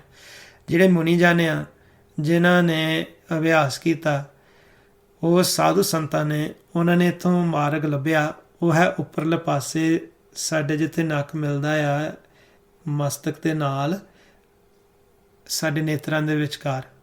ਹੁਣ ਉਹਨੂੰ ਸਹਿਜ ਗੁਫਾ ਕਹਿ ਦਿੱਤਾ। ਇੱਕ ਸਿਰਾ ਆ, ਦੂਜਾ ਹੈਗਾ ਸਾਡੀ ਨਾਭੀ ਤੇ ਜਿਹਨੂੰ ਮਹਾਰਾਜ ਕਹਿੰਦੇ ਆ ਮੂਲ ਦੁਆਰੇ ਬੰਨ੍ਹਿਆ ਬੰਦ, ਇਹ ਦੂਜਾ ਸਿਰਾ ਆ। ਇਹ ਹੈ ਭਵ ਸਾਗਰ, ਇਹਨਾਂ ਦੇ ਵਿਚਾਲੇ। ਇਸ ਨੂੰ ਅਸੀਂ ਪਾਰ ਕਰ ਰਹੇ ਹਾਂ ਅਭਿਆਸ ਕਰਕੇ। ਤੇ ਮਹਾਰਾਜ ਕਹਿੰਦੇ ਆ ਕਿ ਅਸੀਂ ਸਹਿਜ ਗੁਫਾ ਦੇ ਵਿੱਚ ਹੀ ਪ੍ਰਵੇਸ਼ ਹੋ ਕੇ ਅਸੀਂ ਪ੍ਰਮਾਤਮਾ ਨਾਲ ਬਚਨ ਕਰਨੇ ਹੁੰਦੇ ਆ। ਜਿਹਨੂੰ ਮਹਾਰਾਜ ਕਹਿੰਦੇ ਆ ਕਿ ਕੇਵਲ ਭਗਤ ਜਿਹੜੇ ਆ ਉੱਥੇ ਵੱਸਦੇ ਆ ਸਹਿਜ ਗੁਫਾ ਦੇ ਵਿੱਚ, ਤੇ ਉੱਥੇ ਜਾ ਕੇ ਭਗਤ ਜਿਹੜੇ ਆ ਗੋਸ਼ਟੀ ਕਰਦੇ ਆ ਪ੍ਰਮਾਤਮਾ ਦੇ ਨਾਲ। ਸੁਨ ਸਮਾਦ ਗੁਫਾ ਤੇ ਆਸਨ, ਕੇਵਲ ਬ੍ਰਹਮ ਪੂਰਨ ਤੇ ਬਾਸਨ, ਭਗਤ ਸੰਗ ਪ੍ਰਭ ਗੋਸ਼ਟ ਕਰਤ ਤੇ ਹਰਖ ਨੇ ਸੋਗ ਨੇ ਜਨਮ ਨੇ ਮਰਤ। ਉੱਥੇ ਜਿਹੜੇ ਦੁਨਿਆਵੀ ਕੰਮ ਹੁੰਦਾ ਆ, ਦੁਨਿਆਵੀ ਜਿਹੜਾ ਖੁਸ਼ੀਆਂ ਹੁੰਦੀਆਂ, ਉਹਨਾਂ ਤੋਂ ਉੱਪਰ ਉੱਠ ਜਾਂਦਾ ਮਨ। ਉੱਥੇ ਜਨਮ ਮਰਨ ਤੋਂ ਵੀ ਉੱਪਰ ਉੱਠ ਜਾਂਦਾ ਹੈ। ਉੱਥੇ ਆਨੰਦ ਅਵਸਥਾ ਦੇ ਵਿੱਚ ਰਹਿੰਦਾ ਹੈ। ਹੁਣ ਅਸੀਂ ਕਿਵੇਂ ਉਹਦੇ ਵਿੱਚ ਪ੍ਰਵੇਸ਼ ਹੋਣਾ ਹੈ? ਸਾਨੂੰ ਸਭ ਤੋਂ ਪਹਿਲਾਂ ਆਪਣਾ ਜਿਹੜਾ ਪਹਿਲੀ ਗੁਫਾ ਦੇ ਵਿੱਚ ਅਸੀਂ ਪ੍ਰਵੇਸ਼ ਹੁੰਦੇ ਹਾਂ, ਜਿੱਥੇ ਸਾਡੀ ਪੌਣ ਮੁੱਖ ਰਾਹੀਂ ਅੰਤਰਗਤ ਜਾਂਦੀ ਹੈ, ਇਹ ਸਾਡੇ ਇਸ ਗੁਫਾ ਦਾ ਦਰਵਾਜ਼ਾ ਹੈ। ਮਹਾਰਾਜ ਕਹਿੰਦੇ ਆ ਕਿ ਹਰ ਜਿਉ ਗੁਫਾ ਅੰਦਰ ਆਕੈ ਵਾਜਾ ਪਵਨ ਵਜਾਇਆ, ਵਜਾਇਆ ਵਾਜਾ ਪੌਣ ਨੌਂ ਦੁਆਰੇ ਪ੍ਰਗਟ ਕੀਏ ਦਸਵਾਂ ਗੁਪਤ ਰਖਾਇਆ। ਇਹ ਜਿਹੜੀ ਪੌਣ ਆ ਸਾਡੇ ਮੁੱਖ ਦੇ ਵਿੱਚ ਪ੍ਰਵੇਸ਼ ਹੁੰਦੀ ਹੈ। ਨਾਸਾਂ ਰਾਹੀਂ ਵੀ ਅਸੀਂ ਸਾਹ ਲੈਂਦੇ ਹਾਂ, ਨੱਕ ਰਾਹੀਂ। ਇਹ ਜਿਹੜੀ ਪੌਣ ਆ, ਇਹਦਾ 9 ਦਰਾਂ ਦੇ ਨਾਲ ਸੰਪਰਕ ਆ। ਜਦੋਂ ਸਾਡਾ ਮਨ ਅੰਤਰਗਤ ਜਾਣਾ ਚਾਹੁੰਦਾ ਹੈ, ਇਹਨੂੰ ਪਹਿਲਾਂ ਪੌਣ ਦੇ ਵਿੱਚ ਪ੍ਰਵੇਸ਼ ਹੋਣਾ ਪੈਂਦਾ। ਜਦੋਂ ਪੌਣ ਦੇ ਵਿੱਚ ਪ੍ਰਵੇਸ਼ ਹੁੰਦਾ ਆ ਤੇ ਫਿਰ ਇਹਦੇ ਵਿੱਚ ਪੂਰੀ ਤਰ੍ਹਾਂ ਸਮਾਉਂਦਾ ਆ, ਫਿਰ ਇਹਨੇ ਪੌਣ ਨੂੰ ਛੱਡਣਾ ਹੁੰਦਾ। ਜਿਹਨੂੰ ਮਹਾਰਾਜ ਕਹਿੰਦੇ ਆ ਕਿ ਪਵਨ ਕਾ ਵਾਸਾ ਸੁਨ ਨਿਵਾਸਾ ਅਕਲ ਕਲਾਤਾ ਰਸੋਈ, ਕਿ ਜਿੱਥੇ ਜਾ ਕੇ ਪੌਣ ਸਮਾਉਂਦੀ ਆ ਉਹ ਇਲਾਕਾ ਹੈ ਸੁਨ। ਸੁਨ ਦੇ ਵਿੱਚ ਫਿਰ ਸਾਡੇ ਮਨ ਨੇ ਬਹਿਣਾ ਹੁੰਦਾ ਪੌਣ ਨੂੰ ਛੱਡ ਕੇ। ਜਿਹਨੂੰ ਮਹਾਰਾਜ ਕਹਿੰਦੇ ਆ ਕਿ ਸਤਿਗੁਰ ਤੇ ਪਾਏ ਵਿਚਾਰਾ ਸੁਨ ਸਮਾਦ ਸੱਚੇ ਘਰ ਬਾਹਰਾ, ਕਿ ਸਾਡਾ ਸੱਚਾ ਘਰ ਬਾਹਰ ਸੁਣਿਆ। ਜਦੋਂ ਅਸੀਂ ਸੁਨ ਵਿੱਚ ਪ੍ਰਵੇਸ਼ ਹੋ ਜਾਂਦੇ ਹਾਂ, ਸਮਝੋ ਕਿ ਸਾਡਾ ਜਿਹੜਾ ਮਨ ਆ ਸੁਨ ਗੁਫਾ ਦੇ ਵਿੱਚ ਪ੍ਰਵੇਸ਼ ਹੋ ਚੁੱਕਾ ਹੈ, ਜੋ ਅਗਲੀ ਗੁਫਾ ਹੈ ਜਿਸ ਦੇ ਵਿੱਚ ਇਸ ਮਨ ਨੇ ਜਾਣਾ ਹੈ। ਫਿਰ ਪੌਣ ਤੋਂ ਉੱਪਰ ਉੱਠ ਗਿਆ, ਉੱਥੇ ਹੈ ਨਾਮ। ਹੁਣ ਉਹ ਨਾਮ ਨੂੰ ਸੁਣ ਕੇ ਫਿਰ ਅਸੀਂ ਉਸ ਮਾਲਕ ਦੇ ਸਨਮੁਖ ਹੋਣਾ ਹੈ ਜਿਸ ਦੇ ਨਾਲ ਗੋਸ਼ਟੀ ਕਰਨੀ ਆ। ਤਾਂ ਮਹਾਰਾਜ ਕਹਿੰਦੇ ਆ ਕਿ ਸਤਿਗੁਰ ਤੇ ਪਾਏ ਵਿਚਾਰਾ ਸੁਨ ਸਮਾਦ ਸੱਚੇ ਕਰਬਾਰਾ, ਨਾਨਕ ਨਿਰਮਲ ਨਾਦ ਸ਼ਬਦ ਤੁਨ ਸੱਚੇ ਰਾਮੇ ਨਾਮ ਸਮਾਇੰਦਾ। ਜਿਹੜੀ ਬੇਸਿਕ ਵਿਧੀਆਂ ਅਸੀਂ ਵਰਤਦੇ ਹਾਂ, ਸਾਸ ਗ੍ਰਸ ਸਿਮਰਨ ਕਰਨਾ, ਸਾਸ ਸਾਸ ਸਿਮਰਨ ਕਰਨਾ, ਫਿਰ ਰੋਮ ਰੋਮ ਸਿਮਰਨ ਕਰਨਾ, ਇਹਦੇ ਨਾਲ ਸਾਡੇ ਵਿਚਾਰ ਕਾਫੀ ਤਾਦਾਦ ਵਿੱਚ ਘਟ ਜਾਂਦੇ ਆ। ਜਦੋਂ ਇੱਦਾਂ ਵਿਚਾਰ ਸਾਡੇ ਘਟ ਜਾਂਦੇ ਆ, ਸਾਡਾ ਮਨ ਅਭਿਆਸ ਕਰਦਾ ਕਰਦਾ ਸੁਨ ਵਿੱਚ ਪ੍ਰਵੇਸ਼ ਹੋਣ ਲੱਗ ਪੈਂਦਾ। ਜਿਵੇਂ ਕਿ ਅਸੀਂ ਬਾਹਰਲੇ ਪਾਸੋਂ ਇੱਦਾਂ ਸੌਂ ਹੀ ਜਾਂਦੇ ਹਾਂ, ਸਾਨੂੰ ਕਈ ਵਾਰੀ ਇਹ ਨਹੀਂ ਪਤਾ ਲੱਗਦਾ ਕਿ ਸਾਡਾ ਸਰੀਰ ਕਿੱਥੇ ਰਹਿ ਗਿਆ, ਨਾ ਹੀ ਸਾਨੂੰ ਪਤਾ ਲੱਗਦਾ ਗਾਂ ਦਾ, ਕਿਉਂਕਿ ਸਾਡਾ ਮਨ ਉੱਥੇ ਸਮਾ ਜਾਂਦਾ ਸੁਨ 'ਚ। ਜਦੋਂ ਅਸੀਂ ਇਹ ਵਾਰ-ਵਾਰ ਪ੍ਰੈਕਟਿਸ ਕਰਦੇ ਹਾਂ ਕਿ ਆਪਣੇ ਘਰ ਵਿੱਚ ਇੱਦਾਂ ਪ੍ਰਵੇਸ਼ ਹੋਣਾ, ਉੱਥੇ ਨਾਦ ਚੱਲ ਰਿਹਾ, ਨਾਮ ਚੱਲ ਰਿਹਾ ਆ, ਫਿਰ ਅਸੀਂ ਉਸ ਨਾਮ ਨੂੰ ਧਿਆਨ ਦੇਣਾ ਹੁੰਦਾ, ਅੰਤਰਗਤ ਉਹਨੂੰ ਸੁਣਨਾ ਹੁੰਦਾ। ਜਦੋਂ ਉਹਨੂੰ ਸੁਣਨ ਲੱਗ ਪਏ ਹਾਂ ਤੇ ਫਿਰ ਅਸੀਂ ਸਰੀਰ ਤੋਂ ਉੱਪਰ ਉੱਠ ਜਾਂਦੇ ਹਾਂ। ਫਿਰ ਸਾਡੀ ਸੁਰਤੀ ਜਿਹੜੀ ਆ ਉਸ ਨਾਦ ਵਿੱਚ, ਸ਼ਬਦ ਵਿੱਚ ਸਮਾਉਣ ਲੱਗ ਪੈਂਦੀ ਹੈ। ਫਿਰ ਪ੍ਰਮਾਤਮਾ ਦੇ ਅਸੀਂ ਸਨਮੁਖ ਹੋ ਜਾਂਦੇ ਹਾਂ, ਜਿੱਥੇ ਜਾ ਕੇ ਫਿਰ ਅਸੀਂ ਪ੍ਰਮਾਤਮਾ ਨਾਲ, ਮਾਲਕ ਨਾਲ ਬਚਨ ਕਰ ਸਕਦੇ ਹਾਂ। ਇਸ ਤਰੀਕੇ ਨਾਲ ਅਸੀਂ ਸੁਨ ਗੁਫਾ ਦੇ ਵਿੱਚ ਜਾਂ ਸਹਿਜ ਗੁਫਾ ਦੇ ਵਿੱਚ ਪ੍ਰਵੇਸ਼ ਹੋਣਾ ਹੈ। ਨਾਓ ਦ ਥਿੰਗ ਇਜ਼ ਕਿ ਗੱਲ ਇਹ ਆ ਕਿ ਇਹ ਹੈਗੀ ਸਾਡੀ ਬੇਸਿਕ ਵਿਧੀਆਂ। ਕਿ ਹੋਰ ਵੀ ਵਿਧੀਆਂ ਹੈ ਜਾਂ ਜਿਸ ਦੇ ਦੁਆਰਾ ਅਸੀਂ ਛੇਤੀ ਜਾਂ ਸੌਖਾ ਅਸੀਂ ਜਾ ਸਕਦੇ ਹਾਂ। ਬਹੁਤ ਜਿੱਦਾਂ ਕਿ ਧਿਆਨ ਦੀਆਂ ਅਵਸਥਾਵਾਂ ਹੈਗੀਆਂ, ਪਰ ਉਹ ਉਹੀ ਲਾ ਸਕਦਾ ਗੁਰਮੁਖ ਜਿਨ੍ਹਾਂ ਨੇ ਪਹਿਲਾਂ ਕੋਈ ਬੇਸਿਕ ਅਭਿਆਸ ਕੀਤਾ ਹੋਵੇ, ਸੁਨ 'ਚ ਜਾਂਦੇ ਹੋਣ। ਜਿਹੜੇ ਹਜੇ ਸੁਨ 'ਚ ਪ੍ਰੈਕਟਿਸ ਨਹੀਂ ਕੀਤਾ ਜਾਣਾ, ਉਹਨਾਂ ਨੂੰ ਔਖਾ ਹੋ ਜਾਂਦਾ। ਤਾਂ ਹੀ ਸਟੈਪ ਬਾਏ ਸਟੈਪ ਚੱਲਣਾ ਉਹ ਸੌਖਾ ਰਹਿੰਦਾ ਹੈ। ਜਿਵੇਂ ਇੱਕ ਹੁਣ ਗੁਰਮੁਖ ਨੇ ਇੱਥੇ ਸਵਾਲ ਪੁੱਛਿਆ ਹੈ ਕਿ ਮੈਂ ਹਜੇ ਸ਼ੁਰੂ ਹੀ ਕੀਤਾ ਹੈ ਸਿਮਰਨ ਕਰਨਾ, ਸਾਸ ਸਾਸ ਦੀ ਬਜਾਏ ਮੈਂ ਸਾਸ ਗ੍ਰਾਸ ਕਰ ਸਕਦੇ ਹਾਂ ਕਿ ਨਹੀਂ। ਸੋ Yes, you can do ਸਾਸਗਰਾ Simran instead of ਸਾਸ ਸਿਮਰਨ। ਸਾਸ ਸਿਮਰਨ ਥੋੜਾ ਜਿਹਾ ਜ਼ਿਆਦਾ ਐਡਵਾਂਸਡ ਹੈ ਸਾਸਗਰਾਸ ਨਾਲੋਂ। ਜਿਹਦੇ ਕਈ ਵਾਰੀ ਸੁਰਤੀ ਉਂਝ ਜੁੜ ਜਾਂਦੀ ਹੈ ਸਾਸਗਰਾ ਸਿਮਰਨ ਕਰਦੇ ਕਰਦੇ, ਉਹਨਾਂ ਦਾ ਆਟੋਮੈਟਿਕ ਹੀ ਸਾਸ ਚੱਲਣ ਲੱਗ ਪੈਂਦਾ। ਇਹ ਸਾਸ ਵੀ ਇੱਕ ਜੁਗਤੀ ਆ ਜੋ ਮਹਾਰਾਜ ਨੇ ਸਾਨੂੰ ਦੱਸਿਆ ਹੋਇਆ ਗੁਰਬਾਣੀ ਦੇ ਵਿੱਚ ਸਾਸ ਸਿਮਰਨ ਕਰਨਾ। ਜਦੋਂ ਤੁਸੀਂ ਇੱਕ ਬੱਚੇ ਨੂੰ ਵੀ ਦੇਖਦੇ ਆ, ਬੱਚੇ ਜਿਹੜੇ ਆ ਜਦੋਂ ਵਾਲਾ ਜ਼ਿਆਦਾ ਰੋਣ ਲੱਗ ਪੈਂਦੇ, ਵਿਰਾਗ ਕਰਨ ਲੱਗ ਪੈਂਦੇ ਆ, ਉਹ ਹੌਂਕੇ ਲੈਣ ਲੱਗ ਪੈਂਦੇ ਆ, ਇੱਦਾਂ ਕਰਦੇ। ਅਸੀਂ ਉਹੀ ਵਿਧੀ ਅਪਣਾ ਰਹੇ ਹਾਂ ਗੁਰਮੰਤਰ ਦਾ ਅਭਿਆਸ ਕਰਨ ਲਈ। ਉਹਦੇ ਨਾਲ ਮਨ ਜਿਹੜਾ ਬਹੁਤ ਨਿਰਮਲ ਹੋ ਜਾਂਦਾ ਹੈ। ਇੱਥੇ ਜਿਹੜਾ ਅਸੀਂ ਸੰਗਤ ਕਰਦੇ ਹਾਂ ਸੰਡੇ ਸੈਟਰਡੇ ਜਾਂ ਆਨਲਾਈਨ ਕਰਦੇ, ਪਹਿਲਾਂ ਅਸੀਂ ਲਾਈਵ ਹੋ ਕੇ ਇੱਥੇ ਐਡਮਿੰਟਨ ਕਰਦੇ ਸੀਗੇ ਇਕੱਠੇ ਬਹਿ ਕੇ। ਇਹਦੇ ਨਾਲ ਜਿਹੜਾ ਸਾਸਗਰਾ ਸਿਮਰਨ ਅਤੇ ਸਾਸ ਸਿਮਰਨ ਇਹ ਕੰਟਰੋਲ ਕੀਤਾ ਜਾਂਦਾ। ਕਈ ਵਾਰੀ ਕੀ ਹੁੰਦਾ ਹੈ ਕਿ ਕਈ ਗੁਰਮੁਖ ਜਨ ਸਾਸਗਰਾਸ ਸਿਮਰਨ ਬਹੁਤ ਤੇਜ਼ ਕਰਦੇ, ਬਹੁਤ ਉੱਚੀ ਕਰਦੇ ਆ ਆਪਣੇ ਆਪ ਹੀ, ਅਤੇ ਫਿਰ ਉਹ ਤਬਦੀਲ ਹੋ ਜਾਂਦਾ ਸਾਸ ਸਿਮਰਨ ਦੇ ਵਿੱਚ, ਅਤੇ ਹੱਥ ਪੈਰ ਉਹਨਾਂ ਦੇ ਮੁੜ ਜਾਂਦੇ ਆ, ਜਿਹੜਾ ਬਲੱਡ ਪ੍ਰੈਸ਼ਰ ਹੈ ਘੱਟ ਜਾਂਦਾ। ਇੱਥੇ ਅਸੀਂ ਕੰਟਰੋਲ ਕਰਦੇ ਹਾਂ ਕਿਉਂਕਿ ਅਸੀਂ ਉਂਝ ਤਾਂ ਜਦੋਂ ਸਾਰੇ ਸਾਹਮਣੇ ਬੈਠੇ ਹੁੰਦੇ ਸੀ ਗੁਰਮੁਖ ਤਾਂ ਫਿਰ ਦੇਖ ਲਈਦਾ ਸੀਗਾ ਕਿ ਕਿਸੇ ਦੀ ਸੁਰਤੀ ਨਾਲ ਜੁੜਦੀ ਹੋਵੇ ਉਸ ਵੇਲੇ ਘਟਾ ਲੈਣਾ। ਹੁਣ ਕਿਉਂਕਿ ਅਸੀਂ ਇੰਟਰਨੈਟ 'ਤੇ ਕਰਦੇ ਹਾਂ, ਥੋੜ੍ਹਾ ਜਿਹਾ ਇੰਨਾ ਕੁ ਕੰਟਰੋਲ ਕਰ ਰਹੇ ਹਾਂ ਕਿ ਵਾਲਾ ਦੇਰ ਅਸੀਂ ਵਾਲਾ ਤੇਜ਼ ਸਿਮਰਨ ਨਹੀਂ ਕਰ ਰਹੇ। ਜਦੋਂ ਤੁਸੀਂ ਇਕੱਲੇ ਬਹਿ ਕੇ ਅਭਿਆਸ ਕਰਨਾ ਹੈ ਉਦੋਂ ਸਹਿਜ ਵਿੱਚ ਹੀ ਕਰਿਆ ਕਰੋ। ਵਾਲਾ ਉੱਚੀ ਅਤੇ ਵਾਲਾ ਤੇਜ਼ ਕਰਨ ਦਾ ਅਭਿਆਸ ਦੀ ਲੋੜ ਨਹੀਂ ਹੈ। ਉਦੋਂ ਸਾਸਗਰਾਸ ਹੀ ਭਾਵੇਂ ਕਰੀ ਜਾਓ, ਵਾਹਿਗੁਰੂ। ਜੇ ਤੁਹਾਡੀ ਇੱਛਾ ਹੋਵੇ, ਜੇ ਤੁਸੀਂ ਸੁਣ ਵਿੱਚ ਜਾਂਦੇ ਹੋ, ਫਿਰ ਥੋੜ੍ਹਾ ਜਿਹਾ ਤੁਸੀਂ ਗਾਂ ਦੇ ਜਿਹੜੇ ਸਟੈਪ ਆ ਚੱਕ ਸਕਦੇ ਆ, ਜਿਹੜੇ ਸਾਸ ਸਿਮਰਨ ਕਰਨਾ, ਉਹ ਵੀ ਫਿਰ ਸਹਿਜ ਵਿੱਚ ਹੀ ਕਰਿਓ। ਗਿਰ। ਪਰ ਜਿਨ੍ਹਾਂ ਨੇ ਹਜੇ ਅਭਿਆਸ ਇੰਨਾ ਕੀਤਾ ਨਹੀਂ, ਸੁਣ 'ਚ ਜਾਂਦੇ ਨਹੀਂ, ਤੁਸੀਂ ਸਾਸਗਰਾਸ 'ਤੇ ਹੀ ਟਿਕੇ ਰਹੋ। ਜਿਉਂ ਤੁਸੀਂ ਅਭਿਆਸ ਕਰੋਗੇ ਅਤੇ ਤੁਹਾਡੇ 'ਤੇ ਮਹਾਰਾਜ ਕਿਰਪਾ ਕਰਨਗੇ, ਤੁਹਾਡੇ ਸੁਣਨ ਵਿੱਚ ਜਾਣ ਦੀ ਅਵਸਥਾ ਬਣ ਜਾਊਗੀ। ਫਿਰ ਤੁਹਾਨੂੰ ਜਿਹੜੇ ਗਾਂ ਦੇ ਸਟੈਪ ਆ ਉਹ ਲੈਣੇ ਸੌਖੇ ਹੋ ਜਾਣਗੇ। ਇੱਕ ਸਵਾਲ ਆਇਆ ਸੀਗਾ ਵਟਸਐਪ 'ਤੇ, ਉਹ ਹੈਗਾ ਆ ਕਿ ਸਾਰਾ ਦਿਨ ਲਗਾਤਾਰ ਗੁਰਮੰਤਰ ਕਿਵੇਂ ਪ੍ਰਪਰਕ ਕਰ ਸਕਦੇ ਹਾਂ।